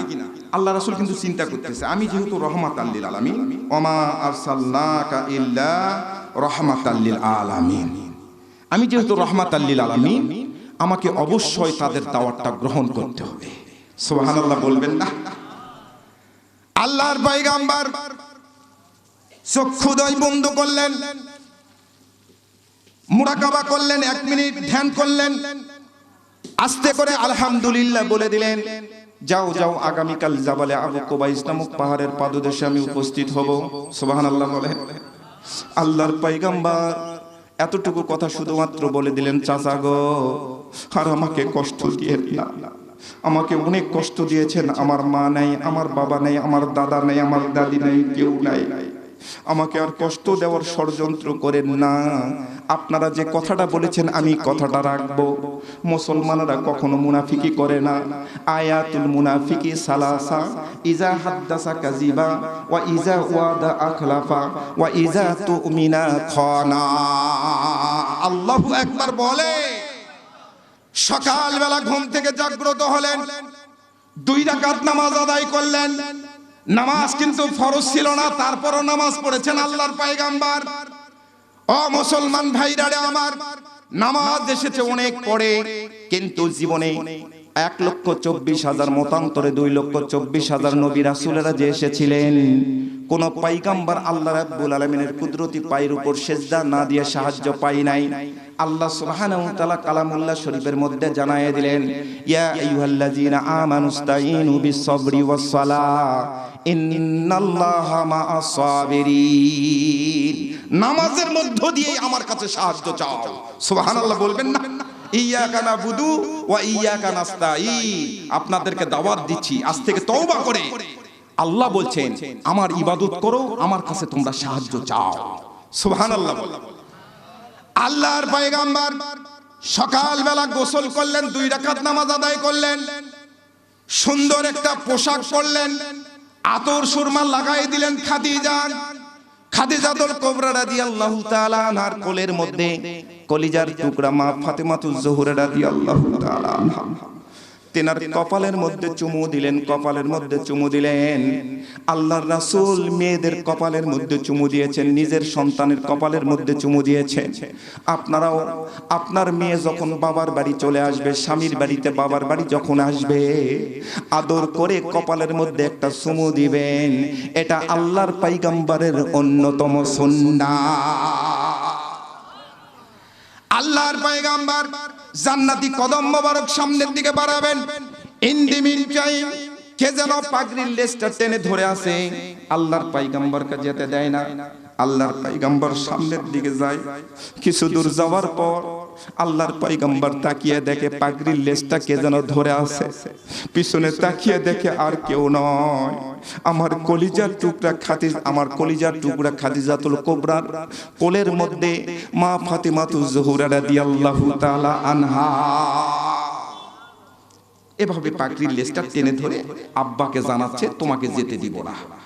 আল্লাহর পয়গম্বর বলতেছেন, মা আমাকে তো যেতেই হবে, জাবালে আবু কুবাইস নামক পাহাড়ে যেতে হবে। আজকে কাফের সবাই আমার হাত ধরে মুসলমান হবে, তুমি আমাকে ছেড়ে দাও। আল্লাহর পয়গম্বরকে বলছে যে ও আব্বাজান, আপনি দুপুর বেলার সময় মতো যদি ফিরেন, আমি কিন্তু আমার মায়ের হাতে খানা খাবো না। দুপুর বেলা আপনি সময় মতো ফিরবেন, আমি মায়ের হাতে খানা খেতে চাই না, তোমার হাতে খানা খাবো। সুবহানাল্লাহ বলবেন না? আল্লাহর পয়গম্বর আস্তে করে বলে দিলেন, ও কলিজার টুকরা কন্যা মা ফাতিমা, আমি যদি দুপুরে সুস্থ থাকি গো, তাহলে দুপুরের সময় মতো এসে তোমার মুখের মধ্যে খানাটা দেব। সুবহানাল্লাহ বলে আল্লাহর পয়গম্বর। ঠিক আছে, বসো। এই একটা চেয়ার দেন, এখানে চেয়ার দেন, চেয়ার দেন, এখানে একটা চেয়ার দেন। একটু তাকবীর দেন, লিল্লাহি তাকবীর, লিল্লাহি তাকবীর। 4 মিনিট সময়, 4 মিনিটের সময়ের মধ্যে যত দূর যাওয়া যায়, ঠিক আছে? অসুবিধা নেই, শেষ করে দিচ্ছি। সম্মানিত হাজিরিন, খুব চিকন করে কথাগুলো বুঝবেন। আল্লাহর পয়গম্বর আলাইহিস সালাতু ওয়াস সালাম সামনের দিকে গেলেন। কিছু দূর যাওয়ার পর জাবালে আবু কুবাইস নামক পাহাড়টা পেরে গেলেন। হাজী সাহেবেরা হজ করতে গিয়ে দেখে আসছেন জাবালে আবু কুবাইস নামক পাহাড়টা বাইতুল্লাহ ঘরের কাছে, হারাম শরীফের একেবারে কাছে। সুবহানাল্লাহ বলেন। এই জাবালে আবু কুবাইস নামক পাহাড়ের উপর যদি কেউ ওঠে, তাহলে ওই জায়গাটা দেখতে পাবে, ওই দৃশ্যটা দেখতে পাবে। আল্লাহর পয়গম্বর জাবালে আবু কুবাইস নামক পাহাড়ের পাদদেশে নামলেন, নিচে নামলেন, নেমে ডাক দিয়ে বললেন, আবু জেহেল, উতবা, সাইবা, ওয়ালিদ ইবনে মুগিরা, আবু সুফিয়ান, কে কোথায় আছো? আমি পয়গম্বর আলাইহিস সালাতু ওয়াস সালাম, আমরা মুসলমান, আমরা কখনো মুনাফিকি করতে পারি না, আমরা কখনো মিথ্যা কথা বলতে পারি না, ওয়াদার খেলাপ করতে পারি না। আমি এসেছি, তোমরা কে কোথায় আছো তাড়াতাড়ি আমার সামনে উপস্থিত হও। আল্লাহর পয়গম্বর যখনই ডাক দিলেন, বাতাস তরঙ্গ এই কণ্ঠের আওয়াজটা পৌঁছায় দিল। আবু জেহেল, উকবা, শাইবা, ওয়ালিদ ইবনে মুগিরা, আবু সুফিয়ানের বাহিনীরা খোলা তরবারি নিয়ে আল্লাহর পয়গম্বরকে ঘেরাও করে পাহাড়ের উঁচু টিলার উপর দাঁড়িয়ে গেছে। চিৎকার করে বলেন নাউজুবিল্লাহ। আল্লাহর পয়গম্বর দৃষ্টিগোচর পড়ে গেল, এরা যদি মুসলমান হওয়ার জন্য আমাকে ডাকতো, আমার হাতে বায়াত গ্রহণ করার জন্য আমাকে ডাকতো, এদের হাতে তসবিহ থাকার কথা ছিল। না না, আমার ঘাট থেকে মাথাটা আলাদা করতে চায়। আল্লাহ রাব্বুল আলামিনের দরবারে একটা মেসেজ সেন্ডিং করলেন, ওগো আল্লাহ,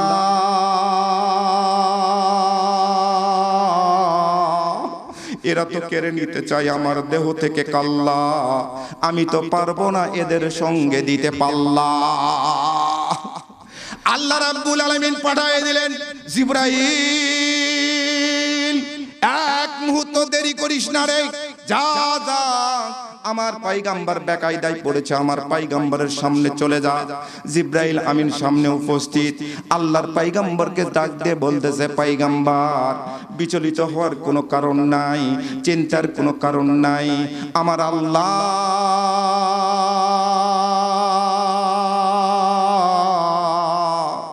আপনার উম্মতের জন্য কিয়ামত পর্যন্ত বানাইছে আপনারে মাঝিয়ার মাল্লা। আল্লাহু আকবার বলে। আমি এতটুকু কথা বলে দিচ্ছি, আল্লাহ রাসূল সাল্লাল্লাহু আলাইহি সাল্লামকে সেদিন মারতে পারেন নাই। আল্লাহ রাসূলের সঙ্গে আমাদের আল্লাহ ছিল, সুবহানাল্লাহ বলবেন না? কিন্তু আল্লাহর পয়গম্বর সহ, আমাদের পয়গম্বর সহ, আমাদের আব্বাজান থেকে শুরু করে এমন কোন নবী নাই যিনি আল্লাহর কাছে পরীক্ষা না দিয়ে পাশ করে তিনি নবী হয়েছে।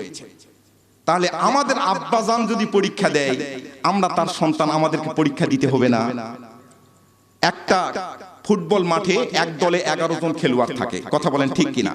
11 জন খেলোয়াড় 11 জায়গা থেকে খেলে না, এক জায়গা থেকে 11 জায়গা থেকে খেলে। সকলের টার্গেট হলো গোল দেওয়া, সকলের টার্গেট। কিন্তু সকলের টার্গেট যদি ভিন্ন ভিন্ন হতো, এক একজনের টার্গেট যদি ভিন্ন ভিন্ন হতো, কিয়ামত পর্যন্ত গোল হতো? আমাদের দেশে যারা খানগা নিয়ে পড়ে আছে, খানগার মধ্যে জিকির করছে, তাদের টার্গেট হবে ইসলামের বিজয়। যারা ময়দানে কথা বলছে, তাদের টার্গেট হবে ইসলাম বিজয়। যারা মসজিদের মেম্বার থেকে কথা বলছে, তাদের টার্গেট হবে ইসলাম বিজয়। ইসলাম যদি বিজয় হয়, এই দেশটা সোনার দেশে রূপান্তরিত হবে। চিৎকার করে বলেন আল্লাহুম্মা আমিন। ওয়া আখিরু দাওয়ানা আনিল হামদুলিল্লাহি রাব্বিল আলামিন। বারাকাল্লাহু লানা ওয়া লাকুম ফিল কুরআনিল আযীম। আসসালামু আলাইকুম।